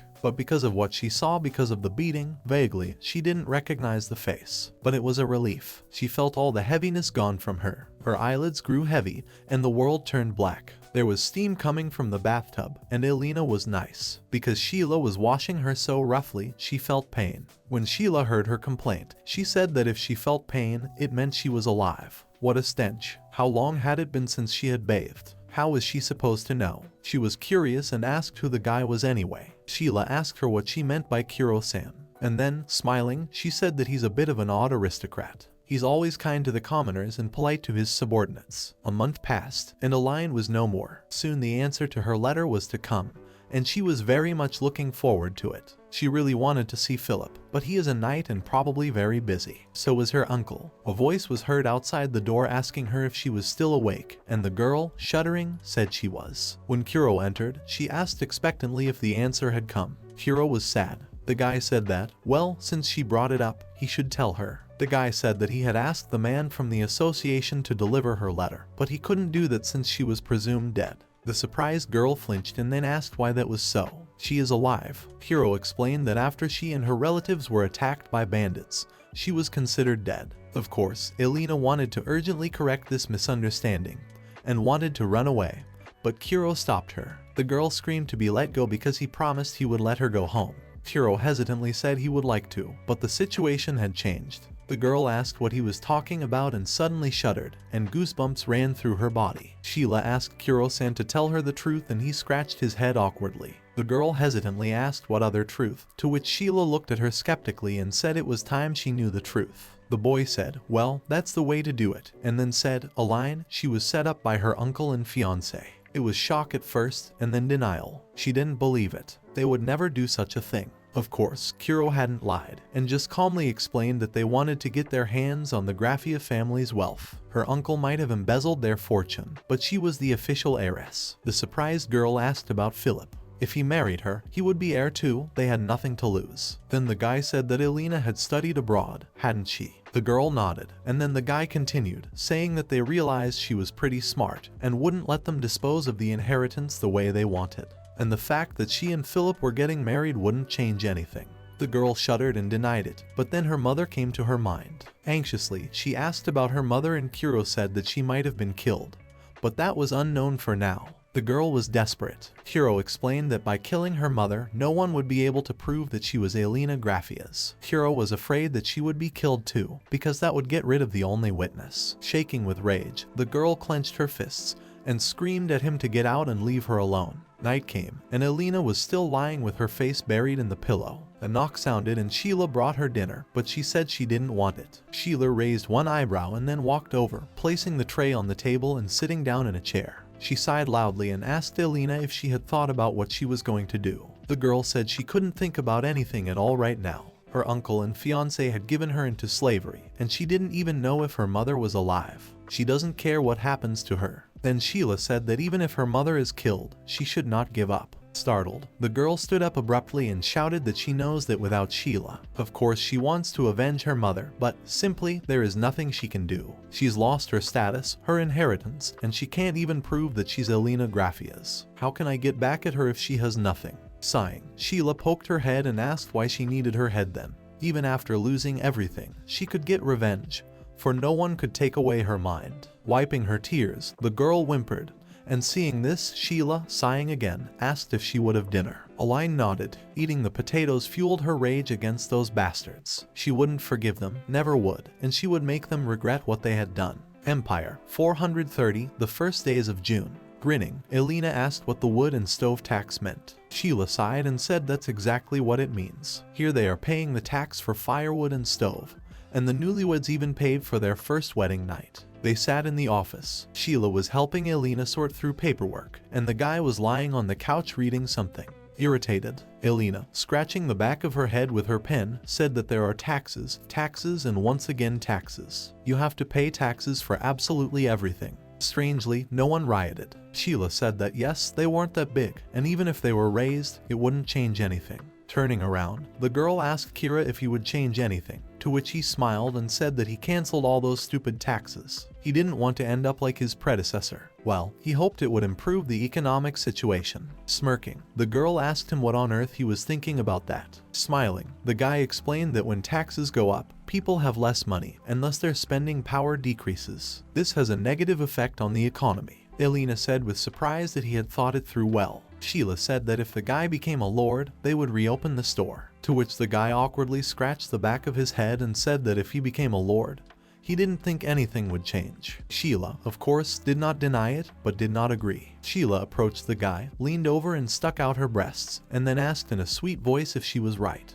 The guy waved her off, saying he wouldn't lend her any money, even with her sweet voice. Sighing, the girl sat down on the couch and said that it looked like she would have to wait for the end of the season. Elena looked at her unhappily. The imperial family, why would she need to increase her debt? After all, it was already worth 100 gold. Grunting unhappily, Sheila said that she didn't need to be constantly reminded of her debt. Elena then said that it was her job now. After all, she was an accountant who would even agree to give 10 gold to someone like her. Smiling, Sheila said that means she is worth it. But how much is Elena herself worth? Gritting her teeth, the girl embarrassedly said 10 gold. Sheila looked indifferently at her breasts at what she thought was all fair. The embarrassed girl backed up and shuddered and asked where she was looking. The guy asked Elena how much tax revenue was expected this year, and she held up the sheets and said she would tell him now. She has taken out a couple of taxes, so there will be less revenue. Taking all this into account, she assures him that this year will bring in 60,000 gold pieces. The guy, excited, said that's not bad, he'll be able to pay the salaries of the staff. Looking at him, the girl said that of course, if all these records are correct, it's still hard to say for sure. Smiling awkwardly, the guy said that Elena seemed to take the matter seriously, to which she said that he himself said that the Marquis was stealing from the budget, so she can't trust those records. The guy nodded, saying that was fair enough. He then picked up the sheets and said tiredly that there was so much work to be done if his idea succeeded. Elena asked him with interest where he got the paper from, if he wanted to tell her. Then the guy said that it was made by workers from his workshop and he wants to set up production. Looking at him, the girl said that, of course, if all these notes are correct, it's hard to say for sure yet. Elena stood up, stunned, from her seat, the imperial family, from the fact that he was really serious. Walking over to the sheets, she picked one up and, inspecting it, said that the texture and color were certainly a bit unusual, but it was definitely paper. Sheila asked what was wrong with that, to which the girl replied that the way the paper was made was kept secret. Elena asked how the Empire manages to make it, and the guy replied that it's made from tree bark. They make it, even despite his vague instructions. Sheila, looking at the paper, asked in surprise, "What do you mean made from tree bark?" But Elena said it was expensive. The guy shook his head, saying that if they hired 10 laborers at the rate of 1 gold piece a day, and sold one sheet of paper for 1 copper, they could cover the cost of production. 10 gold coins is 1,000 coppers. The surprised girl asked if it was really 1 copper coin per sheet. Smiling, the guy said that the price was set based on the cost of production, so it would likely increase in the future. Sheila got up and told Empire to have fun and she would go back to the kitchen. When she left, Elena clung to Kuro and said he was so nice, to which the guy replied that Goldie was nice, not him. But the girl grabbed his hand and excitedly said that no, he's the one succeeding. There's a lot that can be done with his abilities. Looking at this suspicious girl, the guy wondered what she was up to. Suddenly a voice came out and the guy holding a communication ball said it was his. The guy asked Layla if something was wrong. If it had to do with the food supply, she should talk. But Layla didn't let him finish, shouting that it wasn't. As it turns out, the brazen bandits attacked the slave trader. He's complaining about it now. The surprised guy jumped up and said what was about to happen. The slave trader, seeing him, immediately rushed to him and pleaded that the bandits had stolen all his money and goods and if she didn't return everything, he would. The guy nodded and said he understood everything and would try to help. It's hard to imagine what Elena went through, but he has to protect legitimate slave traders. The slave trader thanked him and left. Layla then called out to him, and the guy, smiling, walked over to her and, stroking her ear, thanked her for the message. The girl, feeling a pleasant tickle, smiled and said it was her duty. The guy felt a glance and looked that way and saw the twins staring at them. Afterward, the guy told Layla that it was good that things were relatively safe here. The girl nodded and then said that even though she had been living here for 5 years, bandits had only attacked once. The boy said that he thought it had come from the kingdom of St. Algo. But Layla, interrupting, said she wasn't sure since it had been over 2 months since the conquest. Then, realizing she had interrupted, she apologized, snickering slightly. The hero smiled and said it was nothing of the sort. She could tell him anything that seemed important to her. Suddenly, Tilia walked over and said he was late. The guy smiled and said that this slave trader was his subordinate. Tilia, frowning, said, observing that he was here with the half-elf. The girl flinched, but then pulled herself together and apologized. Sure enough, the guy told her to stop. Tilia said she didn't know what he was thinking. But half-elves aren't liked in their company, to which the guy said so. But that doesn't mean they should be mistreated. Tilia then said that she saw a half-elf in his room this morning. The outraged girl screamed that if the rumors spread, her reputation would be ruined. He may think that love between 2 races is possible, but it is not. He should think about status first, feeling that it would take a long time. Guy stopped her, saying he understood, then said it was better to discuss what had just happened. Gritting her teeth, Tilia nevertheless backed off and said that he was right. She then added that according to what she had been told, the slave trader had been attacked by a group of cavalrymen in leather armor. That's how light cavalry soldiers dressed. Or maybe that's what they wanted them to think. Then the princess asked what was the point of the bandits disguising themselves. The guy said that one of his co-workers had disappeared after the uprising. He went to ask for help and no one had seen him since. Maybe he became a bandit and is now disguising himself. Sighing, Tilia put one hand to her side and said that if that was the case, the Empire soldiers would find him and kill him. Smirking, the boy said he hoped that wouldn't happen.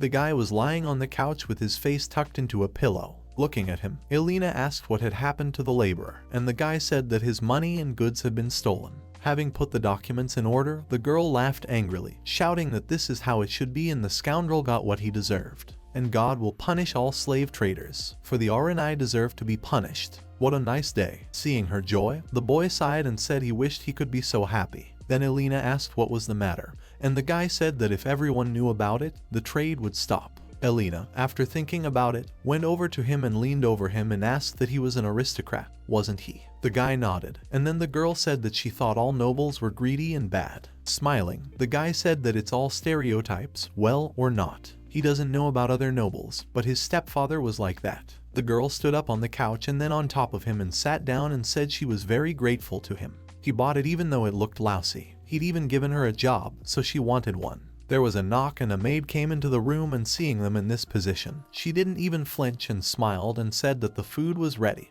but they didn't seem to care right now. And then she asked if she should stay and watch. The guy flinched and Elena went pale. Then the guy asked her if someone was really making her watch, and the girl nodded, scratching the back of her head awkwardly. The guy said it wasn't necessary, and they were on their way. Walking up, the guy asked her that today was her first day of work, right? The maid smiled, nodded and thanked him for hiring her. He could count on her loyalty. The boy smiled contentedly and nodded. Turning around, he looked at Elena and she was all shook up. The guy asked her if she was okay. to which she gritted her teeth and yelled that he made her back hurt. The week flew by very quickly and the princess became irritable. Why was it like this? Why couldn't they catch them? They had attacked 3 more slave traders in the last week. Where were her subordinates even looking?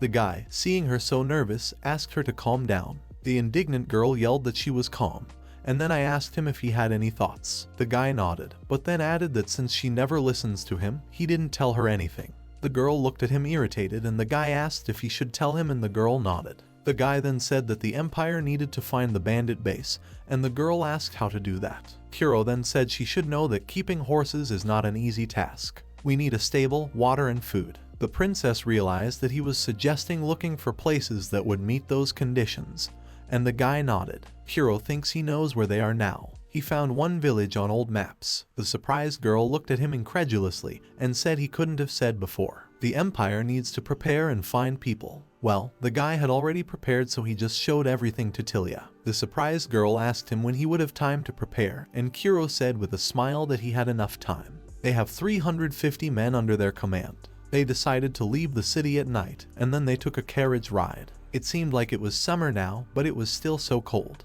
When Kuro heard her, he said that he should have brought warm clothes with him. At the same time, Layla turned to him and the guy looked at her. Layla asked if he minded lying under the blanket with her, and sure enough, the guy nodded and thanked her. The princess was annoyed and the twins were jealous. Seeing that Tilia was shivering from the cold, the guy handed her his cloak and she thanked him, smiling.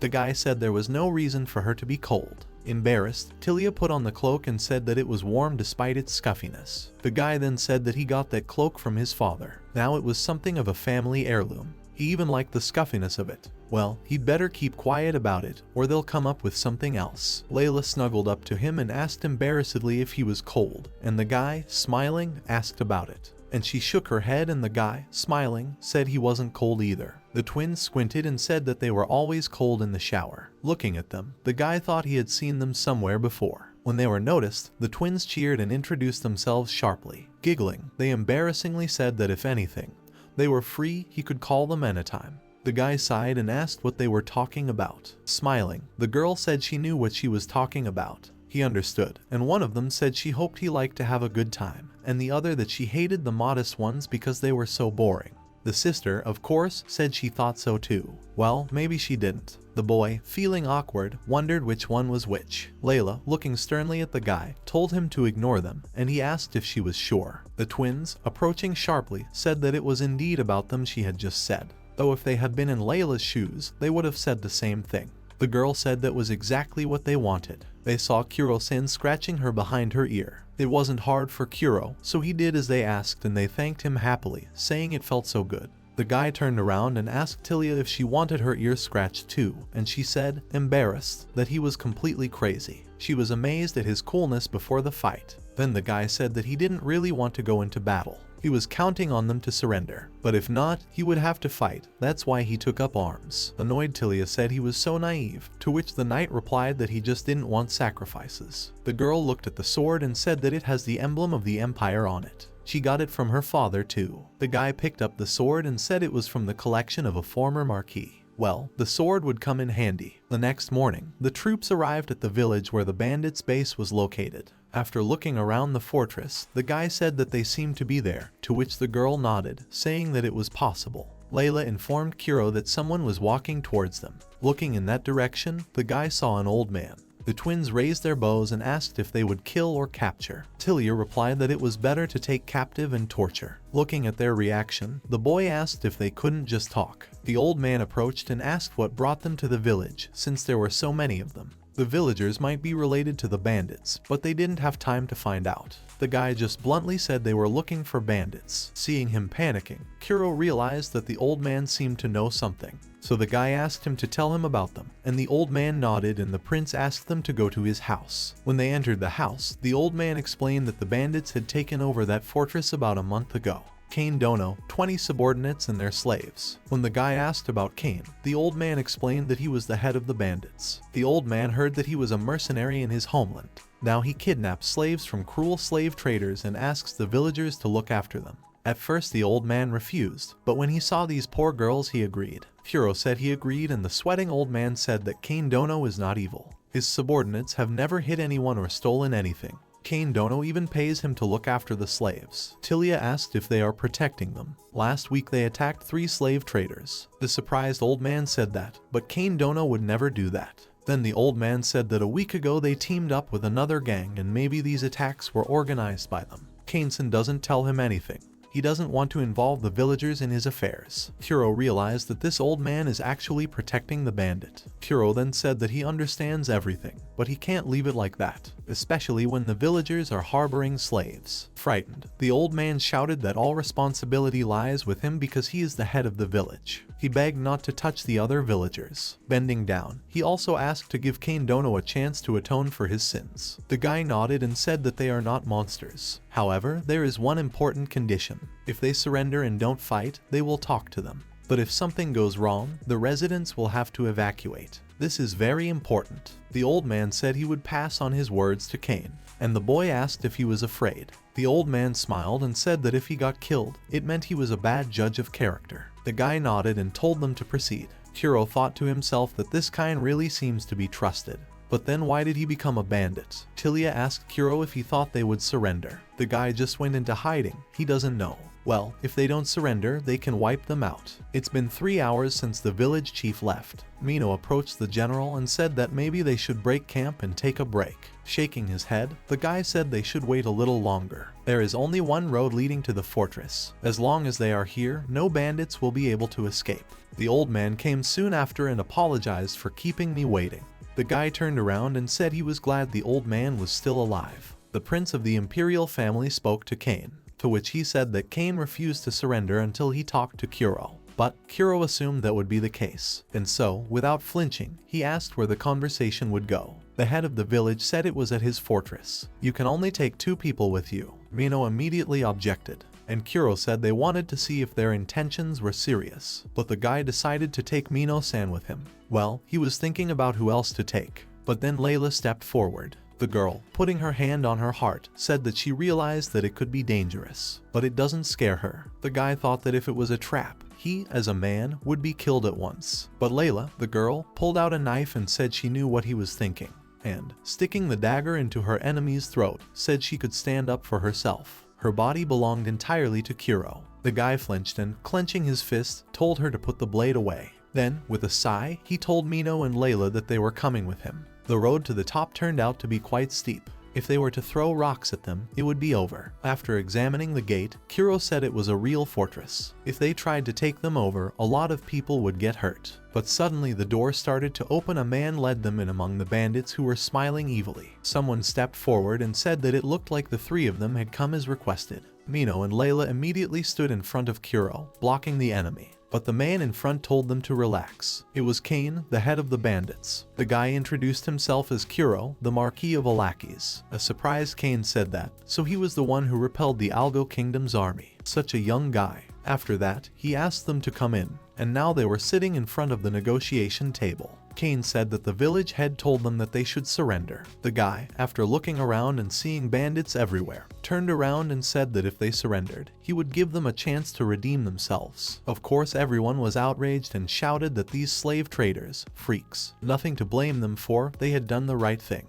Kane raised his hand and asked for silence, and then, smirking, he said that usually aristocrats attacked at once, even without warning. Like, give them everything they have and then they'll be pardoned. The guy shook his head, saying he just didn't want any unnecessary sacrifices, and he was glad that no one was hurt during their attacks either, so the punishment for them won't be as severe. He's just advising you to surrender. Kane said that he was certainly grateful for the offer, but he had to decline. Nino, enraged, kicked the table, breaking it, and shouted that he was in no position to refuse. The bandits immediately surrounded them, at which point Kane apologized for offending them. His subordinates are always ready to fight, but honestly, he doesn't think they will win. However, if the Marquis accepts their terms, they will have no other choice. If they fight, there will be casualties, so it's up to him. The Marquis, without flinching, asked about the conditions, and Kane, smiling, said that they are great. First is the safety of the slaves he brought here. If it was too expensive, they could just set them free. The guy asked about the second, and Kane asked if they could wait until tomorrow. He came up with a condition, but he would have to discuss it with his men.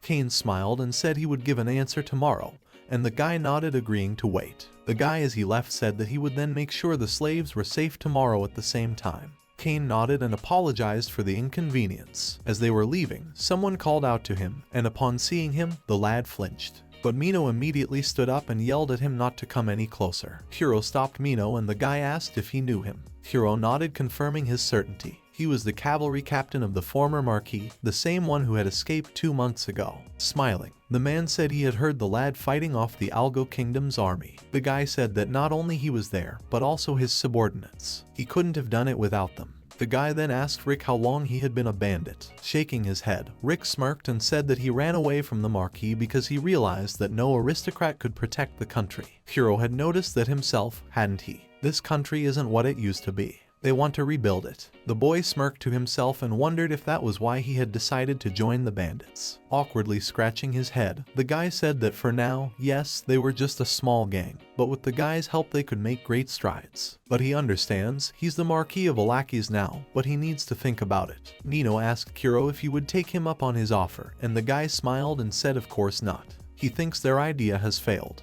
Looking at Layla, he asked her what she thought, to which she replied that she would rather believe the story about his past world. An awkward silence ensued, and the boy thought to himself that she would never believe him. The next morning the lad returned to the tower. The vanguard consisted of heavy infantry led by Mino-san and Lizard, and the archers were in the rearguard. Tilia and her subordinates covered them from behind in case the bandits tried to break through. He went to the tower alone. Kane greeted him at the gate and said he was waiting for him. Then Kane said that he was ready to take full responsibility. He would willingly give his head and in return he would ease the punishment of his subordinates. When the boy heard this, he realized what he was counting on. Looking at the horse's back, the lad asked why he had brought the cavalry with him. Kane told him not to worry, because they were there in case he broke his promise. The guy saw Rick, which meant they were united deserters. It seemed like they were going to run. Rick pulled out an arrow, and immediately Kuro lunged at Kane. Thanks to that, he managed to dodge the arrow and dodge Kane. Kane himself was stunned, but Rick shouted for them to rush forward. The riders galloped towards the boy, yelling for them to get out of the way, and Kuro, grabbing his sword, bounced aside. Layla, who saw everything from the side, immediately climbed down from the tree and wanted to rush out of the way, but Mino stopped her. Layla said Kuro had fallen into the bushes with the enemy leader, but Mino told her to calm down because the general was probably okay. Layla wanted to say something, but Mino yelled at her, and she pressed her lips together and said she understood. Mino didn't understand why she had that look on her face, but there was no time to think about it now. He immediately shouted that they had to hold them back and Mino asked Layla to help. Layla immediately cast a flame dance spell. Despite the bright flames and deafening sounds, this spell is not dangerous, but it's enough to scare them. The horses, seeing the fire, roared and jumped up, and at the same time, the shield bearers of Kuro's army rushed to attack. The horses fell, and with them the riders. Mino and Lizard jumped out of the army and used a lightning wind that sent many riders to their deaths. The riders panicked and said that they didn't know half humans could use magic, they had to retreat. An arrow hit his chest and the man fell to his death. Standing in the tree, the twins smiled and said they knew their enemies wanted to escape. The other rider was shot from different directions and didn't even have time to react. As they left, the twins asked what those bows were called. Mechanical, right. Such power. They fit perfectly in my hand. I think they were made so light for the elves. You could feel Kuro-san's love in everything. At the same time, Kuro was carrying Kine. He asked the man if he was alright, to which he nodded and said he only hurt his leg a little. He then said he was sorry it had to end like that. When they came out, they saw Layla and the guy smiled. He then asked her to report the situation, and she nodded and said that they had dealt with the unfortunate riders who were trying to escape. The guy then asked about the others, and Layla reported that they were captured, even Rick. Everyone whispered, and when Kane and Kuro approached him, Rick immediately shouted that he was throwing Kuro a duel, challenging Kuro to a one-on-one, smirking. He said that if he won, he would be released and those were fair terms. Turning to the Lizard, the guy said he was leaving Kine's hand to him. He then released Rick and said that before they started fighting, he wanted to ask something. Did their gang really have a lofty goal? Smirking, Rick said that of course not. He realized that the aristocrats don't care about the common people. He didn't want to die by those assholes. The guy was a little disappointed, even though he knew they weren't going to rebuild the country. He then asked about where he wanted to go with all that money. Rick then said that somewhere overseas where he could live happily ever after, anyone else would do the same. With those words, Rick rushed towards him and the guy raised his hand, ordering the archers to attack. In an instant, Rick was struck by arrows and fell to the ground. Trembling, Rick asked why. How could he do that? What was the difference between him and Rick himself? Opening his eyes, Kuro said he didn't run away, and that was the main difference. Kane, seeing that it was already over, said what speed it was. It was over quickly. He then walked up to Kuro and leaned over and said he was ready to take responsibility for everything that had happened. He asked only for the lives of his people. They had suffered enough, left without homes and families. The boy asked him why he became a bandit, and Kane said for the most obvious reasons. When his family couldn't pay taxes because of a bad harvest, his parents went to the master to ask for a tax cut. But the Lord killed them before they could speak. Then the boy asked about Markalakis being the Lord, to which Kane shook his head. He escaped from their village with his sister, but she died on the way. He was then picked up by a group of mercenaries and grew up with people whose past was similar to his own. After that, he started his own group in one of the free cities. Well, that was proof that he had once had an honest job. The guy looked at him and asked why he kidnapped slaves then. The guy said there was a little girl. He tried to ignore her, but the slave trader beat her horribly. She reminded Kane of his sister. His men said nothing. Despite what he did, he was right, and so he is willing to give his life for them. He begs his forgiveness and is willing to die for his men. Pulling out his sword, the guy told Kane "Dono." No, Kane just raised his head. Then the guy said if he wants to die so badly he can join him. He needs people who also know how to ride horses since he had experienced life in the slums.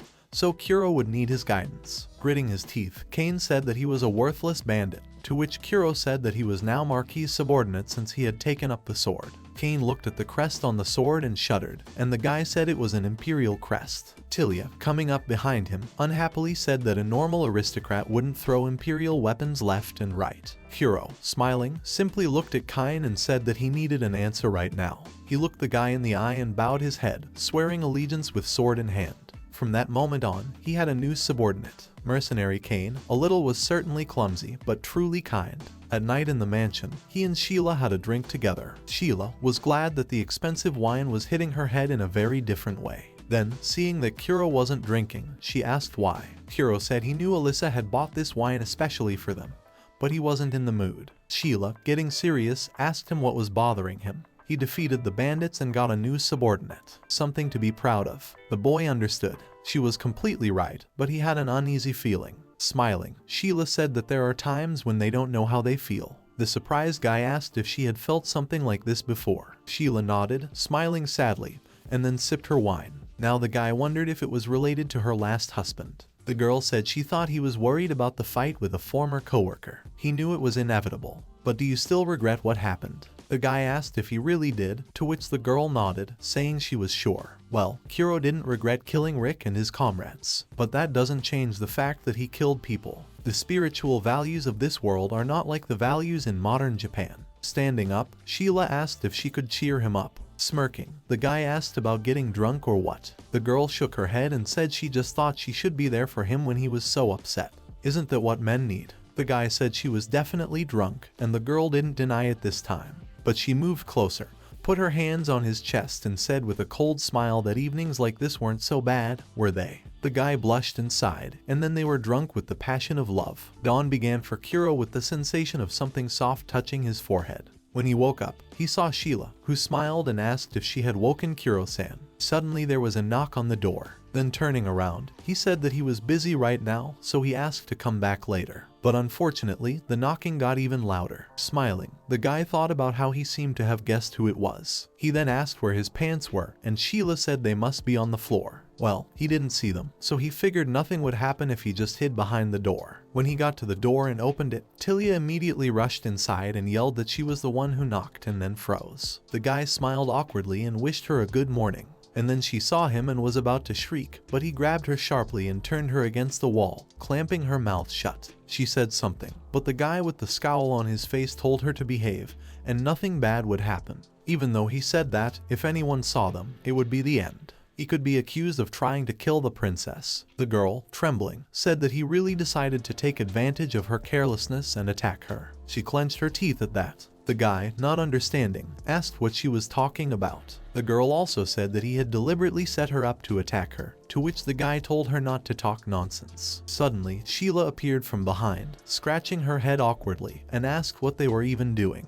Turning around, Tilia frowned and asked what she was doing here, to which Sheila said she should ask Kuro-san about it, and she would go take a bath and get back to work. So when she left, Tilia asked what it was all about. Didn't he know she was coming? The guy sighed and said she had misunderstood. The workshop was filled with the sounds of metal as always. Inside, Goldie was handing Kuro a prototype of a new armor today. Goldie, smiling, said that they had used a special hot forging method that made the iron stronger and more malleable. Of course, this also applies to swords. Even making bows could avoid problems. Some had occurred before. But this armor pierced through mechanical bows. Smiling, the guy said that was good, because the piercing power of such bows was much higher. In any case, this armor was clearly better than the previous ones, so Kuro told them to make them now, and Goldie easily agreed. After that, he said that he would also like to evaluate the paper. Are there already copies of it? Goldie said that they had just prepared 50 pages in advance. The guy nodded and said that he would take 10 of them then. When the sheets were brought to him, he examined them and said that Goldie had probably overdone it. Although Kuro trusted him to produce both armor and paper, it would be illogical for him to die from overwork. The guy didn't want a black enterprise to appear on his lands. Smiling, Goldie said that Mr. Kuro was too worried. Recycling wouldn't be able to kill him. Well, anyway, the guy asked him to rest, thinking there was nothing funny about it. They just finished beating a gang of robbers, and I'd like to get some rest. But there's still so much to do. Deal with prostitution and the slave trade, sell paper, and deal with poverty and the needy. As he was walking, he suddenly saw Kane and said, smiling, that he seemed to feel fine. The surprised guy turned around and looked at Kuro-san. Smiling, the guy said not to worry so much. He could just call him Kuro-san. But Kane said that wasn't right. If he didn't treat him with proper respect, his subordinates might misunderstand. Thinking about it, the guy nodded, because before this, Kane was the leader of a gang of robbers. But when he speaks so politely, he can pass for a young man of noble origin. Kane then asked him why Kuro-san decided to visit this hospital, and the guy replied that he just came to check on them. Kane, bowing his head, said that he was certainly grateful for the kindness, but his subordinates still haven't come to terms with what happened. Therefore, he was asking for a little more time. But there was nothing to do, so Kuro didn't mind. That's basically what he thought. If he delayed then, it would be too late. Afterward, the guy asked him how his wounds were, and Kane said he wasn't seriously injured, so he'd start work the next day. After all, they're military, so they should earn their trust with real actions as soon as possible. Despite what Kane said, Kuro didn't want to overwhelm them. But when you think about people's opinions, you probably can't think of a faster way. The guy looked at Kane and said currently, he was negotiating with a merchant who had suffered losses. The negotiations were not yet finished. But as expected, finding a job wouldn't be easy. Kane, flinching, bowed and apologized for saying something not willful. Smiling, the guy told him not to sweat so much, but they should definitely apologize to whoever they were negotiating with right now. Kane, of course, agreed. After that, Kuro went to the Peaks Trade Association and arranged to sell paper. The Kephius Empire sells parchment for 3 coppers per sheet, so he wanted to get Nicholas' opinion on whether it would be wise to sell paper at 1 coppers per sheet to break into the market. He tried to find out from him at what price to sell paper in bulk to avoid a shortage. Of course, he didn't answer. Smiling, Nicholas said that the first thing he would like to do was to buy all the paper from them at the price of 5 copper coins, and then, when they produced a new batch, to negotiate again. But maybe that wouldn't be so bad. The guy first asked what it meant that Nicholas wanted to test the product in action, and then asked if there were any other conditions, to which Nicholas asked for a minute to think about it. He then smiled and asked Mr. Kuro how he would like to entrust the implementation of the paper to the Peaks Trade Association. Well, Kuro didn't mind, so they made an agreement and sealed the agreement with a handshake. After that, Kuro went to look around the city. There is a market in the square, but as expected, the range of goods is small. Only large trade associations like Peaks can afford a wide assortment. Suddenly, there was a cheerful voice announcing that they had found Kuro-san. Turning around, the guy saw the twins, both smiling, asked who was who. He had to guess. Thinking about it, the guy said, it's really a mystery all at once. They are twins, but you can tell who is who by their hair. Kuro, deciding that there was no mistaking it, asked them to come over and gently stroke their ears, and, looking at their reactions, said that Erida was on the right and Danny on the left. The surprised girls asked him how he realized that, to which the guy explained that Danny had tears when he stroked her ear. The surprised girl said it was an epiphany. Kuro-san sees right through them. After that, they went for a walk and Kuro asked them what they were doing here. It seems that the Empire gave them the day off today for participating in apprehending robbers. Smiling, Danny said that they just wanted to let her know that Layla had class at the barracks today. And Erida continued by saying that he could suddenly call her over to him and knock her down. Smirking, the guy said he wasn't some animal. You can't do that. Gemini said that was an unexpected reaction. Isn't she his lover? Smiling, the guy said he loves Layla because he wants to cherish her. The twins looked at each other and then abruptly grabbed the guy's hands from both sides and asked if he wanted to have fun with them then. The guy said he wasn't having fun, but doing an inspection, to which the demon lord said it didn't matter. After that they went for a walk, enjoying food, drinks and more. Kuro was going to refuse if they asked for something expensive, but that didn't happen. The twins only chose the cheap stuff, but there was so much shopping that this walk cost him a tidy sum. The guy stopped behind a counter with something that looked like dried daken strips and looked at them with interest. Seemingly noticing his interest, the vendor smiled and said it was dried bit. The boy asked that bit is such a root vegetable, right? And the woman nodded. She then said that bit is the heritage of the goddess of fertility given to them. Her father had been breeding this variety for many years. The fertility goddess is one of the 6 gods, though no shrines should be here. Seeing that the twins were interested, the guy said that it seemed like this was the first time they were seeing Madame Shin. He then explained that Mrs. Shin, who worships the fertility goddess, is a priestess, but she is basically just a good person who distributes food. The twins then said that indeed, she delivers humanitarian aid, so that means she is Shin. But why did they suddenly decide to open a kiosk? The woman became sad. It was somehow embarrassing for the imperial family to talk about it. But the funds coming from the shrine were no longer enough, so she picked up the plant and asked what he would say. After all, this piece was quite sweet and tasty. Grinning, Erida said, well, no, it's cattle feed, and Danny said she didn't think it was worth selling to humans. But unlike them, Kuro easily took it and tasted it, which made them both shudder in fear and shout that it wasn't that people shouldn't eat it. When Shin heard her boyfriend's name, a realization came to her, and in shock she immediately leaned over and immediately apologized, shouting that she didn't know what to say to the Lord. Smiling awkwardly, the guy said that she shouldn't worry about it so much. The elves nodded and said it was true, the creepy rumors were all fiction. The surprised lad asked what those rumors were, and the twins explained that the rumors said that the Lord was incredibly handsome, perfectly proficient in both sword and magic. He is 10 times stronger than any warrior, and his right eye is the eye of a god, able to look into the deepest corners of the soul. He is very charming and easily wins people's hearts, but he has one flaw. He is too fond of carnal pleasures. Feeling depressed, the guy just didn't say anything. The surprised priestess asked what it meant. The rumors about him dragging young maidens to his bed every night were also fiction. The boy shuddered, and Erida said that part of the rumor was absolutely true. Who knows how many people were already caught in his net. The guy, smiling awkwardly, told them to stop, and then said he'd like to buy one bunch of bits anyway. They took 1 copper coin from him. When they left, the twins asked him why they had to buy that bit, and the guy smiled and said it was for one good thing.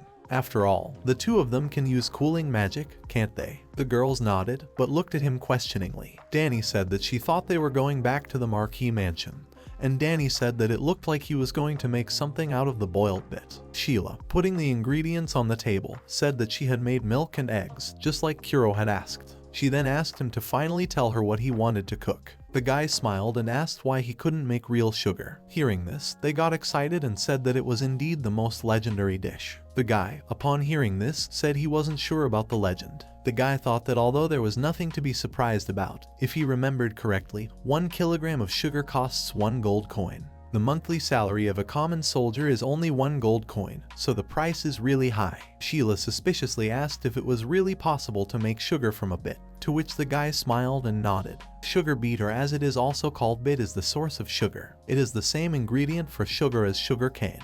This variety is probably the same and will do just fine. The softened beets need to be taken out of the water and then boiled to give them juice. Kuro saw this method in the movie Let's Make Sugar from Beets Together when he was still in middle school. After looking at the contents of the cauldron, the guy said that it was already pretty soggy. A while later, a burning smell started to appear, and the twins yelled that it was on fire. The sugar is burning.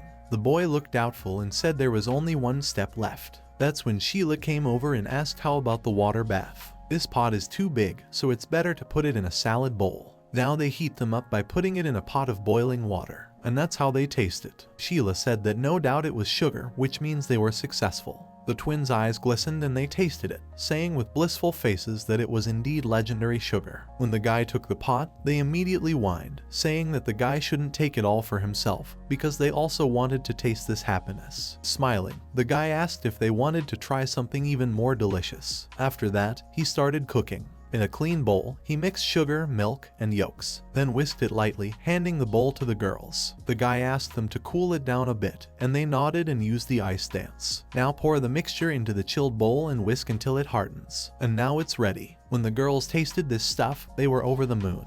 That's how delicious it was. Sheila asked with interest what this dish was, while the elves were happily eating. The guy said it was called ice cream, and that surprised the girls. They asked about something he himself would not be convinced of, and the guy said it wasn't for him.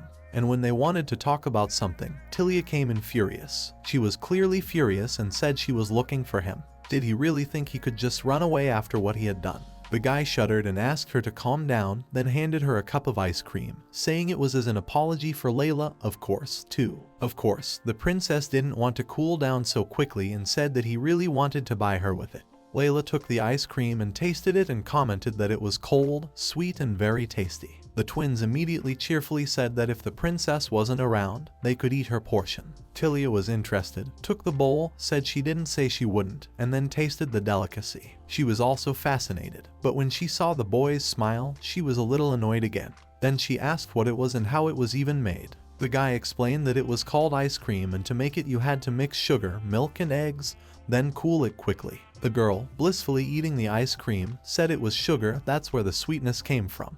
But it came out good anyway. Smiling, Sheila said who would have thought that pieces of cheap batter could make such a wonderful dish. Of course, this made the girl angry, and, enraged, she asked Kuro about feeding him something like that. The guy recoiled fearfully and said that but it was delicious. With an annoyed look at the cup, the girl handed it over and yelled that she wasn't going to eat cattle feed. Anyway, Kuro should go to his room now. Giggling, Arita said that the princess was very brave. Embarrassed, Tilia shouted that she only wanted to talk to him about future plans. Hearing this, the twins giggled and said how many children they will have. That's the limit. And, furious and all red, Tilia slapped the table and yelled that she would throw them all in jail for insulting the princess. The twins panicked and asked Kuro-san to speak up for them. The girl was still angry, and as they walked towards the office, she irritably asked what was wrong with those twins. Some kindergarten. Turning to Kuro, she said that by the way, it concerned him too. What was it? First he sprayed her with that thing and then he ran away, shivering. The girl grabbed her hair and said she had inherited it from her mother, and how could he do that? The guy raised his hands in a sign of reconciliation and said he was sorry. But did she really call him out just for that? The girl was annoyed by his behavior and, clucking, said she wasn't. And then, taking a deep breath and calming down, the girl asked him who he really was. The guy flinched, and then, quickly pulling himself together, asked her what she meant. Then the demon lord began to list his ideas. Mechanical onions, paper, and now sugar. Where did he get such knowledge from? The guy froze and the girl frowned, because every time she tried to talk to him, she felt some kind of discomfort. Like he's not from here, but from another world. As if he shouldn't be here at all and is some unexplained anomaly. Walking over, the girl pulled out a dagger and held it to Kuro's throat, asking about who he really was. Smirking, the guy said it was pretty cruel, but he thought they were friends. Tilia said she thought so too, but unfortunately she has certain obligations. He must tell the truth or he would die. Looking at her determined look, the boy realized that she seemed to be serious. It seemed to him that if he told the truth, she still wouldn't believe him and would finish him off. Still, he made up his mind and told her that he came from another world. Tilia frowned, and the dagger touched her neck and lightly cut the skin until it bled. And then she still put it away, saying she understood. That was such a relief to Kuro that he breathed a sigh of relief. Tilia then asked if he had told anyone, and the guy, smiling, said he was one of his subordinates. But she didn't believe him. Then he asked Tilia doubtfully if she believed him, to which she said that it was said that the first emperor of Cepheus was from another world. With his vast knowledge, he was able to unite neighboring countries and build an empire. The girl asked if he remembered the name Mori Ranmer. The guy nodded, so the name Emperor Ranmervi came from Ranmer's altered accent. He then asked what did that have to do with the fact that she was going to kill him. Sighing, the girl said that since he was also a black-haired alien from another world, there would be a lot of trouble if there was a group of people who claimed that the first emperor had returned. In addition, there was also the possibility that he would decide to destroy the country by resorting to the knowledge of the other world. The boy smiled and said that he didn't have that much knowledge. The girl nodded, saying that was probably true for him, but it was different for this world. The girl admitted that she was torn between the choice of killing him or letting him live. Smiling awkwardly, the guy said that if she put herself in his shoes, she would definitely choose to stay alive. The girl nodded and said that was reasonable, and she would let him live for a while longer. But suddenly the girl shouted furiously that he, as a half-elf or a cook, was not allowed to drag girls into his room. This was a serious blow to freedom, and the guy screamed that this couldn't be. The girl yelled at him not to whine. She returns to the royal capital next week. At least until then, he must pretend to be a model lord. The boy sighed, thinking about the whole week, putting a hand to his forehead. The girl had said that even her servants didn't see him as an aristocrat. At this rate, there would be a lot of bad rumors about him by the time she got back to the capital. The guy said he didn't care, to which the girl said that it cast a shadow on her, so until she leaves, he should suppress his animal needs. The guy sighed and said he wasn't sure if he could.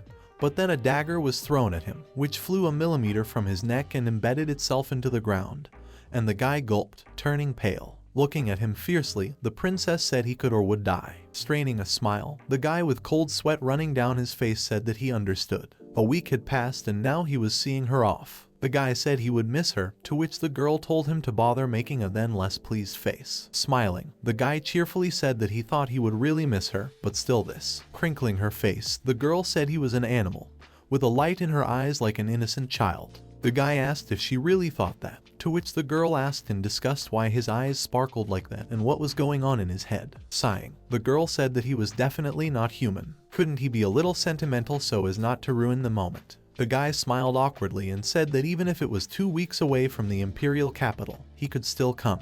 Wasn't that the kind of relationship he and her had? The girl flared up when they talked about their relationship, and then the guy explained that a lot of things happened, but they were friends. The girl coughed dryly and nodded, saying that was for sure. They are friends. That's when the guy remembered the army replenishment and told her that he hadn't heard back from the military department. Then the girl said she would personally send a request to the Empire. Kuro thanked her and she told Sit that she was leaving Kuro to him. The old man bowed and said he wouldn't let her down.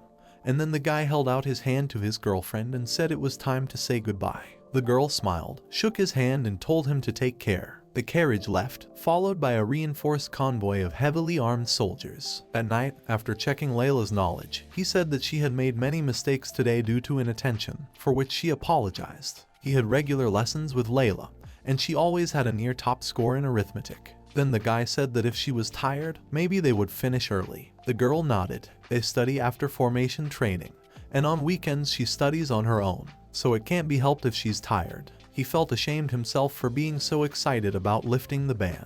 If she had wanted him to, he would have honored her wishes, but it looked like he'd have to be patient today. Year 430 Imperial Calendar. Mid-July, the workers were hard at work at the construction site, with Kuro keeping an eye on everything. This was the future paper mill that was to be completed in a couple months. Looking at it, Kuro hoped that the Empire would be able to set up production. It was estimated that the workshop should pay for itself in about 1.5 years of operation. But there was a chance that the idea would fail, and the thought made Kuro uneasy. Goldie said the concept is amazing. Mr. Kuro, as always, is full of terrific ideas. With the idea of dividing production into sectors, workers won't have to memorize too many steps. This should make production much easier. There are still many unknowns in this endeavor, but they will do their best. First cooking, then cleaning, then binning, then molding, pressing, and finally drying. Suddenly there was an irritated shout from a girl who yelled asking him to bring her some papers. Turning around, the guy saw Elena and walked over to her. She angrily yelled at the worker, stating that he was useless. The guy called out to him, and she irritably asked what he needed, and Kuro told her to watch her words. She should be more polite, to which Elena waved her hand, saying that somehow she should start by saying that she thought they hadn't prepared spare paper. The guy asked Goldie to find them some paper,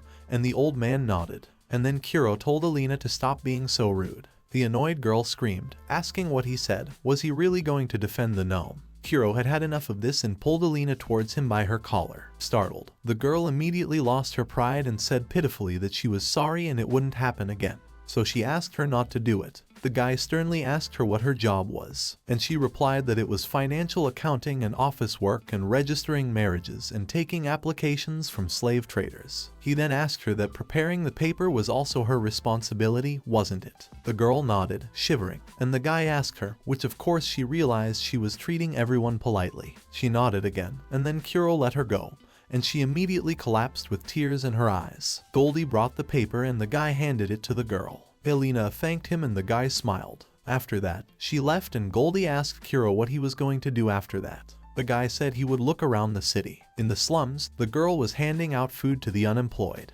One of them thanked her and the girl, smiling, said there was no need for gratitude. She was simply following the teachings of the goddess of fertility. The next one was, on the contrary, ungrateful. The man snapped and yelled at eating those damn vegetables again. At least you could add meat once in a while. The girl became sad at this statement, but then she noticed a familiar face. Kuro greeted her, and the demon lord looked at him in surprise. A while later, the guy asked if she was always here handing out food, to which she nodded. Then the guy said that today she seemed to be the only one here doing good deeds, putting the pot on the table and nodded. Then she asked if he had anything to do with her, to which the guy smiled and said that he would like to talk about something. At the same time, two energetic elves burst into the conversation, greeting everyone. The girls shouted that they had finally found her, and could she please sell them the bit. Sheena said this doubtfully, but they said it was only good for cattle feed, to which the girl, with a twinkle in her eyes, shouted that she could forget about it. She must sell as much as she could. Walking up to them, the guy said who were their little brigands. The girls turned around and stunned. Who had done this to him? What insolence. The guy, feeling like an idiot, said they had just pushed him themselves. Panicked, the elves turned to Sheena and shouted for her to heal him with her priestess power as soon as possible. They will even make a donation.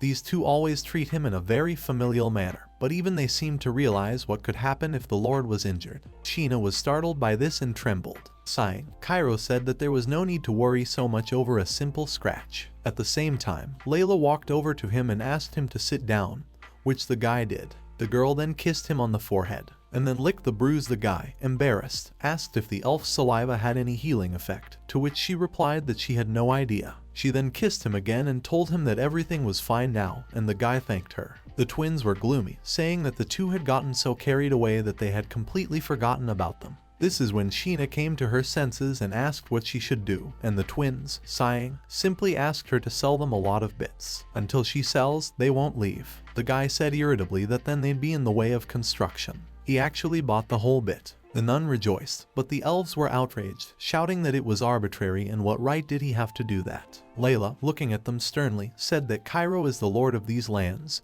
He has rights to everything, as long as they are in his territory. He can do whatever he wants. Sheena, folding her arms, thanked them. She said she would pray that the goddess of fertility would bless all their endeavors. The boyfriend then told Sheena that he would like to discuss something with her, to which she of course agreed and said she would be quick now. At this, the twins huddled up to him and sweetly asked him to share a piece with them, then they could provide better service. But their enthusiasm quickly cooled under Layla's annoyed look. In a panic, the sisters gave up, declaring that they just wanted to eat ice cream again. They weren't going to seduce him. The guy pointed at Shenny and asked what was wrong, then offered to help. Danny said that there seemed to be some new announcement, but they couldn't read it. Arita said there was no point in having a bulletin board if most people couldn't read. Layla then said that it was an official announcement that prostitution and the slave trade would become legal starting next month. Danny, not understanding the meaning of the announcement, asked what was wrong. Danny said that there seemed to be a new announcement, but they couldn't read it. The girl then she said that Kuro would only allow brothels where the employees undergo regular medical examinations to operate. That way, people could use their services without any fear. The same goes for the slave trade. After all, now because of the violence of slave traders, a slave can die soon after purchase. Layla said that, in other words, she was protecting the interests of the buyers. Smiling, Elaine said that she was smart, but unfortunately not smart enough. She then nodded to the guy, and he said, scratching the back of his head awkwardly, that actually the reason lay on the surface. He wanted to get rid of the forced prostitution and brutality from the slave traders, but it would be difficult to do so if they continued to hide. The guy then thanked Elaine for supporting the idea, to which she smiled and said that there was no need for thanks, since they were the first to get permission. But next time he should give advance notice. It wasn't easy to organize. The guy nodded and the girl chuckled and said that it was a thing of the past. She should get going and he could come by sometime and she would be waiting. Soon at the castle, Shina and Kuro sat down at a table and Sheila asked what Kuro would like to talk to her about. The boy said there were several topics, but first she should tell her how things were going with agriculture in the Marquis of Alaki's territory. The girl nodded and said that these lands use a 3-field system.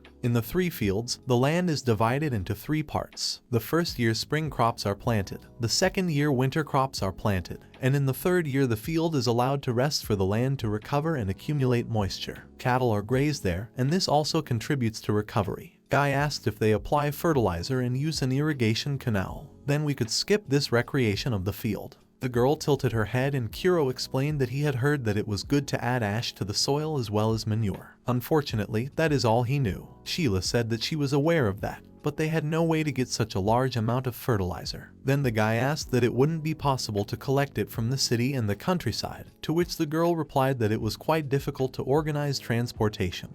And besides, they didn't have enough cattle to produce enough manure. After thinking for a while, the guy said that means we should start by increasing the number of cattle. Then Sheila asked what about the irrigation canals after all? There is no water source in the neighborhood. The guy nodded and said that was true, there were no rivers or lakes. It is very expensive to increase livestock or build wells for farming. It's not like modern Japan here. There's nothing you can do about it. It won't be easy to figure things out alone. Suddenly Sheila made up her mind and looked at Mr. Kuro and said that her now deceased father had said that growing clover helped the soil regenerate quickly and store moisture. No one believed it, but when she started tilling the land and herding cattle on her own, she realized it worked. Smiling, the boy said they would then grow clover in the fallow field. The girl looked at him in surprise, and seeing that look, the guy scratched the back of his head awkwardly and said that of course it would be problematic to do it so suddenly. To begin with, 10% of the area would be sown. If that succeeds, they will gradually increase the area,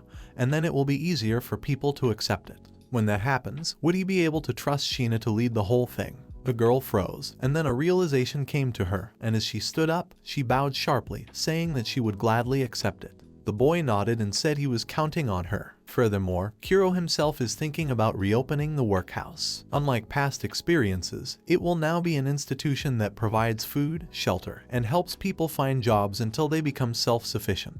In this world, conditions in workhouses are terrible. People are forced to work without rest, getting minimal sleep and food. So for those in the workhouses, freedom remains a distant dream. The guy then said that this is why he wanted Sheena to become the director of the new workhouse. Hearing this, the girl froze, but the guy, not noticing this, continued, saying that in addition, he had learned that sugar could be obtained from the variety of bit that her father had bred, so he would like to organize production. The girl stood up, which startled Kuro. He even thought that perhaps he had put too much on her mind. The girl, clenching her fists, said she couldn't accept it. She shouted that her father was farming so that these people wouldn't starve and they would have a good harvest. But despite his best efforts, the bit is still called cattle fodder. The same thing happened with clover. No one believed it. He and his father tried their best, but no one accepted. The boy froze at her shout, and Layla said that she didn't think Kuro should worry about it. She then added that Kuro was actually a very kind person, but those who decided to go against him would regret it bitterly. The girl looked down at her hands, trembling that today, when he was injured, she couldn't use healing because she couldn't do it. She had worked hard for the good of others, handing out food,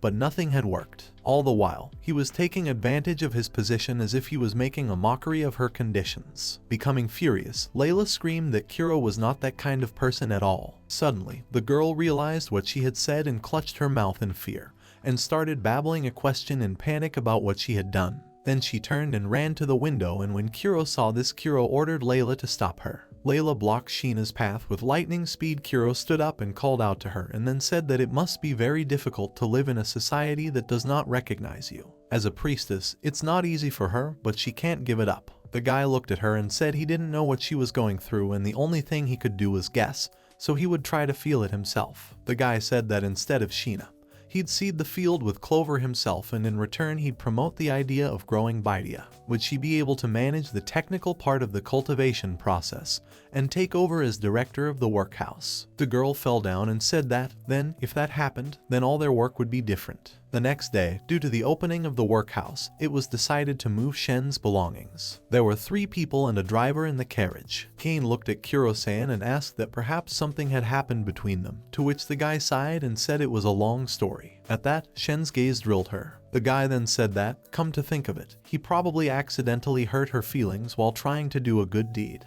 Kane looked at him and said something like, the noble robber gave money to the poor and was beheaded by it. The guy said it wasn't that much, she was just being overly sentimental or something. Kane then said that the guy trying to do a good deed didn't like the approach he took, something like that. At this time, Sheena said that the temple should be coming up soon, and next to a huge rock they saw a building. Looking at it, the guy said that, but he had envisioned it a little differently. When he heard the word temple, he imagined something in the style of the Parthenon. The girl said irritably that, well, she was apologizing for it being so small. The guy flinched, and Kane went pale. Looking up, the guy thought he knew nothing about the local religion, but it seemed that this big rock had something to do with the shrine.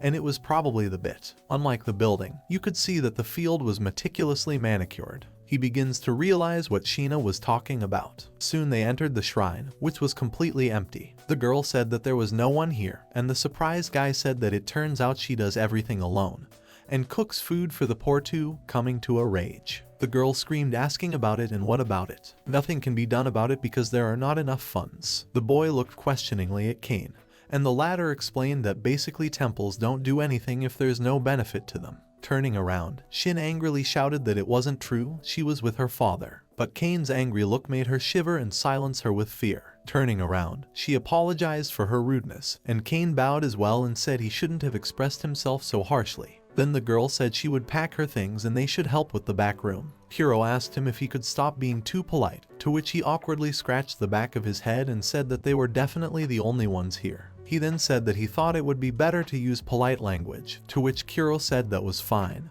He was making it too difficult. Even in the presence of others he could talk to him normally. On that point, Kane thought he would play this performance a little longer until Kuro started getting along better with everyone. In Sheena's case, he thought it would be better to try to act caring, like being more sympathetic when they were alone. The guy nodded, saying we should try that. First we need to stop saying everything that comes into our heads. Kane said he would do the heavy stuff and Kuro could gather all the little things. The guy thanked him and then asked if what Kane said about the temples was true. Kane nodded, saying that the temples are willing to do a lot if donations are made. But those temples only appoint ideological low-ranking priests like Sheena who are not useful, because then the Empire doesn't have to think about building relationships with the locals from scratch. It turns out that Sheena's father continued to try his best for the benefit of the locals despite this attitude. Looking at Kane, the guy said that he didn't seem to like the temples. Taking the bags, he said it's because he's a robber. Kuro then said that was in the past. Kane said his sister died while they were wandering around after their parents died. It was possible that they tried to ask for help from the temple, but the Empire refused. Kane told him that they should quickly load up the rest of the supplies and return to the city. A while later, Shin came in with a bag, saying that it was the last bag and all the things were packed. She then looked worriedly at the field and asked what would happen to the bat, to which Kane said that he and his staff would take care of the field.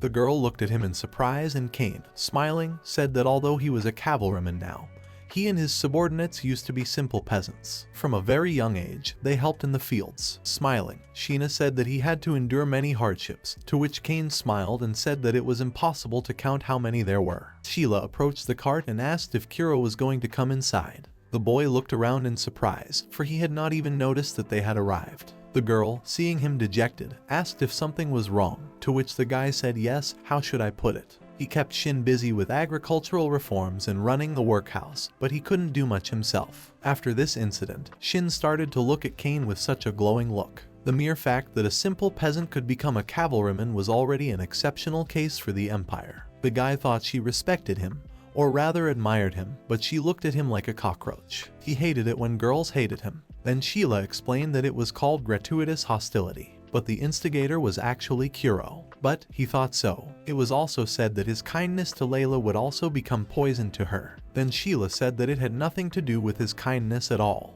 People who have difficulties for a long time become prickly, and then they wonder why he didn't come to save her sooner, and there's nothing you can do about it. But Sheila did love his kindness. The boy looked at her affectionately, and the girl smiled and said that, as he had asked, they should clean the workhouse building. Wouldn't he like to see how things were going? Getting off the wagon, the boy asked where Sheena was, and the girl said that she and Kane had gone to the second floor. Truth be told, Kuro wanted to go back to the mansion and go to bed, but he needed to talk to Sheena about his future plans. Seeing his sad face, Sheila indignantly told him not to make such a face, because she was always willing to give him advice if needed. Smirking, the guy asked if it was really just advice, and the girl blushed and turned her head, quietly whispering that yes. As they entered, Sheila called out loudly that Kuro was already here, so they should introduce themselves. The girl then turned to the guy and said that he actually had a request. Would he listen? Of course the guy would listen, but he couldn't promise anything. Pointing to the girls, Sheila asked if he would take these 4 as staff at the workhouse, to which the guy replied that sometimes not the best people end up in the workhouse. Hearing this, Sheila said that they would not be inferior to the boys in brute strength. Plus, they can all read and have been taught basic arithmetic. Not a bad acquisition, isn't it? Looking at them, Kuro thought that even if he was skeptical of the talk of strength, the fact that they had a basic education was of great value. Nodding, the guy hired them, which pleased Sheila, who said that they should be grateful to Kuro, and now it was time for them to get to work. Kuro looked at Sheila and asked if she happened to have any military experience and if she was good at command. With her hands at her sides, the girl said that of course there was no such thing, though her father had taught her some self-defense techniques. The guy chuckled that she seemed to have many hidden talents, to which the girl said that he really thought she was only capable of cooking. That's when the girl noticed Shen and said that someone had come in. She frowned. Seeing this, Kuro thought her mood hadn't changed at all. Sheila grudgingly, with her hands at her sides, asked what was wrong. What was that awful look? Sheena said it was because Kuro likes to make frivolous decisions. Sheila asked what she was talking about. He's actually their master. He may look frivolous, but just by looking at that scar, you can tell that Kuro protected them without sparing himself. Sheena shouted that she and her father were also trying their best for the good of the people. Frowning, Sheila asked what her people were talking about, and the demon lord, clenching her fists, said that they were simple peasants and poor people. My father has devoted his whole life to growing baidia. They already know you can make sugar from it. Sheila, clutching Kuro even tighter to her chest, said she recognized that her father worked hard, but it was Kuro who made sugar out of baidia. Usually, for the sake of the people, they bred new, more productive crops or improved the farming process itself. Her father wasn't doing it for people, but for himself. Shin gritted her teeth and, unable to find anything to say, rushed away. When Sheila saw her running away, she could only shrug her shoulders. Looking at her, Kuro awkwardly scratched the back of his head and said that he thought Sheila had overdone it a bit. There was no denying that she had been putting a lot of effort into her work all this time. Folding her arms across her chest, the girl said that if she hadn't said that, Kuro would have had a hard time with her. She meddles in the work. Then Kane came up and said that Sheila was right. The guy looked at him questioningly, and he said that Sheena is constantly complaining and contradicting higher-ups. Whether it's a pay raise or running a workhouse, Sheena doesn't have to be involved. You can find as many replacements as you want. Guy dismissed that advice and said she was capable, and they needed her. Smirking, Sheila said that seemed to be his own wish, and Kane, scratching the back of his head, said that, well, since Kuro had made up his mind, he had nothing to say. Kuro knew that Kane was right and there was no reason to choose Shen. All he could say in response was that as a lord he was trying to stick to his moral principles. The guy checked and ran and said she was fast. Soon he saw her sitting up and shivering. The girl, trembling, asked why she wanted to do something for others. Is it wrong to try for people? Smiling, Kuro said she only became a maid because she wanted to try for people, didn't she? Well, though maybe he shouldn't have said that when he doesn't know her very well. But it couldn't be helped. So, clenching her fists, the girl asked about it. But even him, didn't he fight for other people? Smiling awkwardly, the guy said that he himself thought he would fight for the sake of his subordinates. But in the end, it was still for his own sake. Desertion was a grave offense. He would have been executed anyway. And by fighting, he had a chance. And investing in industry and papermaking and agricultural reform are all profitable. Well, after all, he's doing everything for himself. Crying, Sheena asked if the fertility goddess needed such a priestess who deceives her own heart. The boy smiled softly and said he couldn't know what the gods were thinking. The girl nodded and then said she was just awful. All she did was make excuses, but she hadn't really done anything herself yet. As a result, I even pissed off the people who came to help with the cleanup. She wanted to fall through the ground. Smiling, the guy said that she must be upset with her father, but nothing could be fixed, she just needed to get over it. So if it's so hard, why doesn't she just quit her job as a priestess? The girl froze and looked at him shocked. but the guy continued without noticing, saying that you could be a maid or a manager, or even a teacher, or do agricultural research. Becoming a scientist is a good choice. For Shen, there are many different professions other than temple service and one just has to want to. Seeing her surprise, the guy held out his hand and said that was unexpected, right? And the girl nodded. She didn't think of choosing something else. Supporting her, the guy said it was time to broaden her horizons, and the girl agreed. As they were walking back, Sheena said that she would be a priestess for a while longer. She was a little worried that, like her father, she would die without accomplishing anything. Smiling, the boy said she has nothing to worry about. Kuro has big plans for her. She's going to be the director of the workhouse, running the agricultural farm and distributing food to those who don't want to go to the workhouse, train his subordinates, and someone like a middleman for her to negotiate with other cities. The girl turned pale, saying that it was a gigantic amount of work. Then the guy smiled and asked if Sheena could agree to help him again. The girl smiled softly and said that if it was enough, then yes. After that, Shin helped with everything and after a week, the workhouse was built. Looking at her, Kuro smiled and said that they had finally built it. Shin was happy too. She was a little worried, but with Kuro's support and such wonderful employees, she should be able to do well. A worker came out and told the director that the front desk was starting and the girl nodded and said she was on her way. Kuro wished her luck and she thanked him as she left. It had been over 2 months since Kuro had bought Elena. Although it was said that she would mostly do accounting, she had even had to do clerical work lately. Even though she had her work cut out for her, at least she had finally found her place. Those skills are her last bit of pride. There was a knock on the door, and Sheila came inside and said that Elena didn't show up for lunch again. Elena said that nothing could be done because she was busy, to which Sheila said that no matter how busy she was, she needed to eat or else it was rude. Elena asked unclearly, in front of whom is it rude? In front of the peasants or the fertility goddess? Smirking, Sheila pointed at herself, somehow obviously in front of her, Sheila. Looking at her breasts, Elena said that she was quite old and not ashamed to walk around in such an outfit. Sheila flared up and then yelled that it was none of her business. And anyway, Kuro said it looked good on her. Squinting her eyes, Elena said she was pretty experienced, right? Gently touching her collar ring, Elena said that when Kuro grabs her collar or coldly looks at her, her heart beats so hard, is that really love? The girl cautiously looked up and saw Sheila's cold eyes. Elena said doubting if it was love. Confused, Elena said that if she sees Kuro as a boyfriend, isn't that love? Sheila sighed, although she rephrased it for some reason. It didn't feel like love anymore. But she doesn't know if it's love or what, but that's not what Kuro is interested in.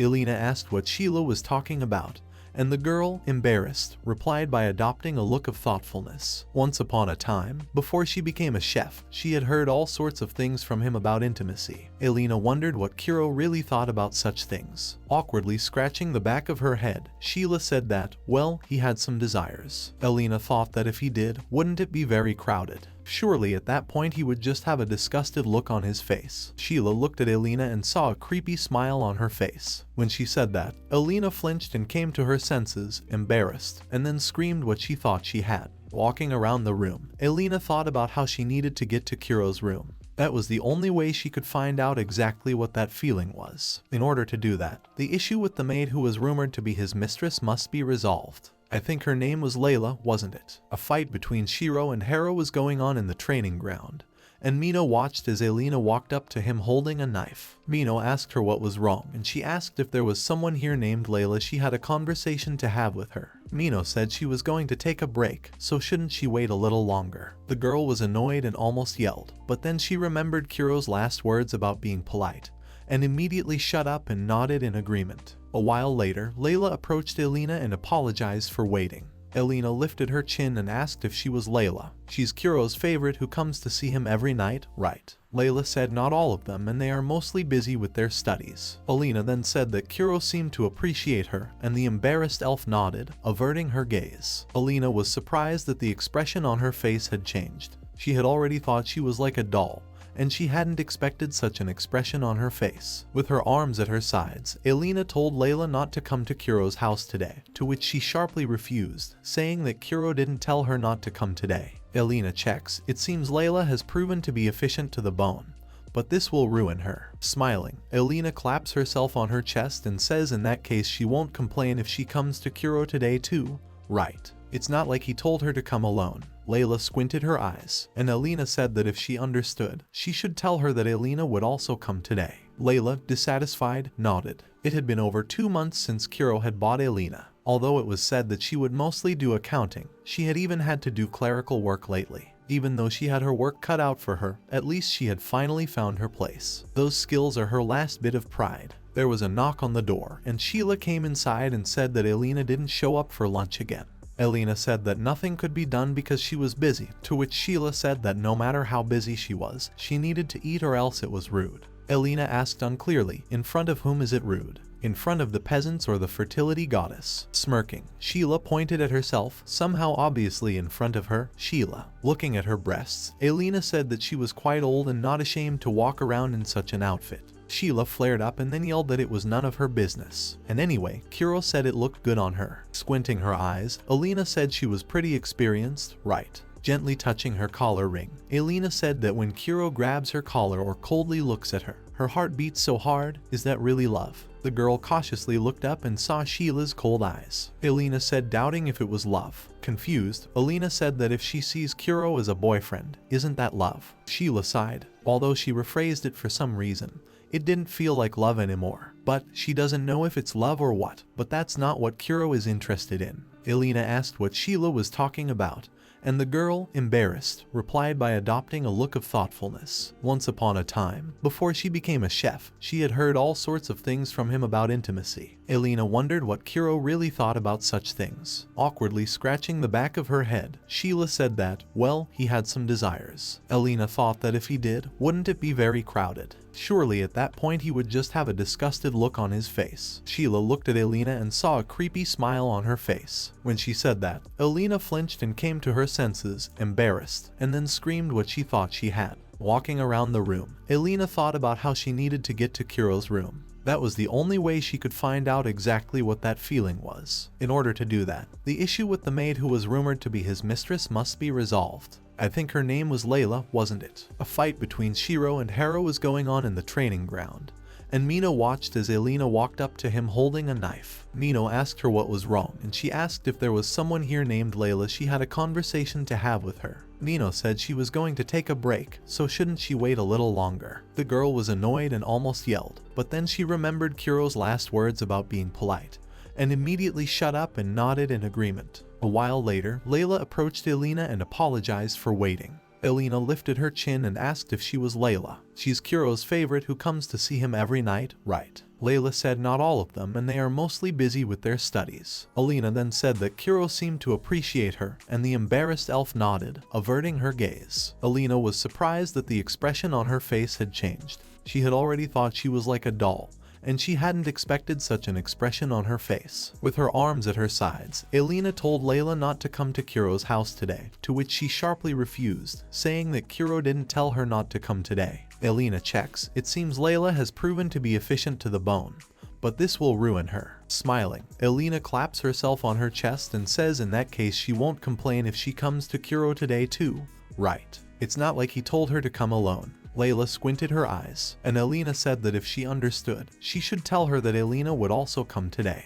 Layla, dissatisfied, nodded. It was painful. She was hit and told she was so worthless she couldn't be sold. No one would come to rescue her. She was destined to live her whole life as a powerless slave. It was a nightmare, and she jumped up in horror. Looking out the window, the girl realized that it looked like she had just had a bad dream. Sighing, she looked at Kuro and then remembered that she had slept in his room last night herself. She finally lay down again, but then she felt a hand on her waist. It was Kuro's own hands. His hands went higher, and the girl asked grudgingly that he was really only pretending to be asleep. Kuro said he was sleeping, and the demon lord sighed and wanted to say something, but she was grabbed by the collar ring. Her heart immediately jumped and she panicked and apologized for making him angry. She didn't want to until she was beaten. Kuro nuzzled against her and then blew lightly on her ear. She immediately remembered what Sheila had said and then what she had read, and with a sigh, the redhead yelled enough and jumped to the floor. She started banging her head on the floor, screaming that she wasn't that crazy. Those thoughts need to be put out of her head.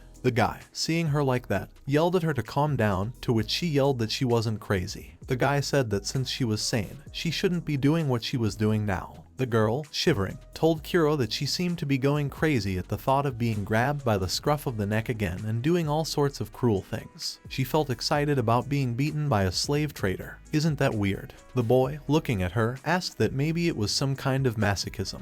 The girl, hearing a new word, turned around for an explanation, and the guy didn't disappoint and said it was something like a sexual preference. When you feel the pain of being mistreated yourself, you get aroused by the feeling of shame, and that makes it very pleasurable. The girl said doubtfully that when she was beaten she didn't feel anything like that. Kuro then said that she felt no pleasure or arousal from that pain and that kind of treatment. Elena asked what kind of relationship we were talking about, and the guy said they could check now. Smiling wickedly, the guy lifted his heel and told her to lick him. Sighing, the girl screamed about what nonsense he was talking about. Now that she understood the gist of that method, there was no more need to test it on Kuro herself. And then she saw Layla's smirk, and she was furious and wondered what was wrong with her. Did she really think she could do this on her own? Then Elena looked at Kuro's leg. Still trembling, said she'd do it. You just need to lick it once, right? As she struggled to get closer, she thought she was like a dog. Damn it, so humiliating. Suddenly Kuro took his foot away and the girl looked up in surprise and apologized for not wanting to waste so much time. The guy said it was his fault and, scratching his cheek awkwardly, said that he wouldn't really let her lick his heel or anything. At the same time, Layla smirked in her direction and Elena got all red and yelled that he was a real devil and trash. What a humiliation. She never got any sleep after all that, and now she was having a hard time at work. I've made a lot of mistakes in my work, but it's still worth taking a break. Sheila knocked on the door, and seeing her, Elena said she hadn't even had breakfast yet. Sheila put one hand to her side and said she hadn't gotten much sleep. Then she looked at the bowl and said, "What else is it?" Smiling, Sheila said if she tried it, she would know. But Elena tried it and was pleasantly surprised. Cold, what was that? Sheila said it was the same ice cream Kuro told her about, and it was very easy to make. Sheila then started to talk about the cooking method, but Elena didn't listen to her at all. Elena said that she wouldn't make it anyway, but she was grateful for the treat. Sheila then said that it looks like it was a lot of fun last night, right? Jumping up, Elena asked how she knew, to which Sheila smirked and said that she herself knew what the maids liked best. So how did this happen? Did she do it all? Did you do it? Grinning, Elena said she didn't do it. She was interrupted. Sheila then said that isn't it great that the three of them get along so well? Helena said that just because it didn't apply to her, she shouldn't say such nonsense. Sheila nodded and said that well, it can't be helped. They are providing her a romantic setting alone with Kuro. Helena said she didn't want to, but Sheila, not listening to her, said she can rely on Sheila. At night, Aline came to see if Sheila was telling the truth or not. And as expected, she was telling the truth. Elena cautiously approached the sleeping boy and thought it was a good thing the half-elf wasn't here. By the way, as far as she remembered, Kuro was only a year older than her. How were they ultimately different from each other? Social status, gender, or combat experience? Elena sat down on the bed and then squinted her eyes to see that he was definitely pretending to be asleep again. The guy, without flinching, said he was asleep, and Elena sighed. When Kuro got up, the girl asked what happened to his right eye. The guy responded by asking why she was doing that, to which the girl said she had wanted to ask for a long time, but the opportunity hadn't been there. The guy smiled and said that 3 months ago, they were attacked by the army of the Kingdom of St. Algo. The situation was such that although they tried to retreat, the enemy soldiers still struck. She asked with interest if those soldiers were really that strong, to which the guy smiled and said that it was more like he himself was very weak. After all, he couldn't pull out his sword when he needed to. Elena asked if he wanted to heal his wound at the shrine, since he had invested in it. But Kuro didn't need that, so he shook his head. Because of his order, many people had died, and because of its consequences, his subordinates were now suffering. And realizing all this, he just can't be so selfish to think only of himself. Elena nodded sadly. Kuro doesn't look like a real warlord or statesman at all. He cares too much about his subordinates who are nothing more than pawns in his hands. Smiling, Kuro asked her why she had come, and the girl, flaring up, said she wanted her pillow back. Smirking, the guy asked if she came to continue what they started yesterday. It looked that way. The girl capriciously yelled for him not to say anything stupid, because she had come specifically for the pillow. Kuro slipped his finger into her collar ring and she immediately blushed and her heart raced. Restraining herself, Elena said that there was nothing to be done to her, and nothing to be kissed, and nothing to be inserted either. At the same time, she thought that although, if Kuro himself wanted to, he could do it to her by force, it would really happen. The girl trembled at that very thought, but Kuro wasn't that kind of person and just let her go and said he wouldn't. Unwillingly, she turned around and asked sadly if that was true, and Kuro realized something. Realizing what she had said, she blushed dramatically and yelled that of course she didn't want that. Then she awkwardly lowered her head, and then suddenly Kuro pointed at something.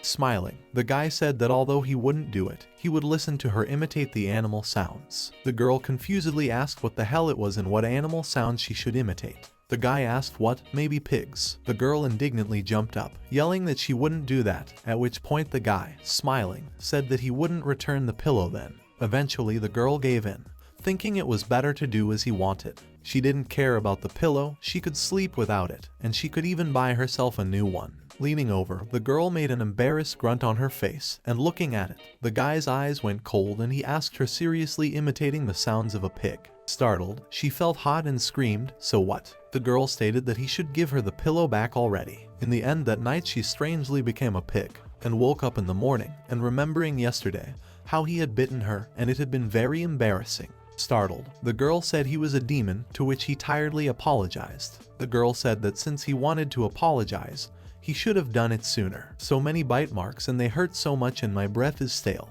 He's just disgusting, a real monster. When she tried to get up, she felt weak in her legs, and the guy saw her stop and asked if she was alright, to which she shouted indignantly that he dared to ask her, after you did that to her yourself. The guy smirked and the girl yelled at him to shut up and die already. Slamming the door, she left, screaming that he was a monster, a real devil, but still left again, without a pillow. She remembered going to his place to get a pillow, and it all ended up being a night together that hurt her and she doesn't know how long it will last.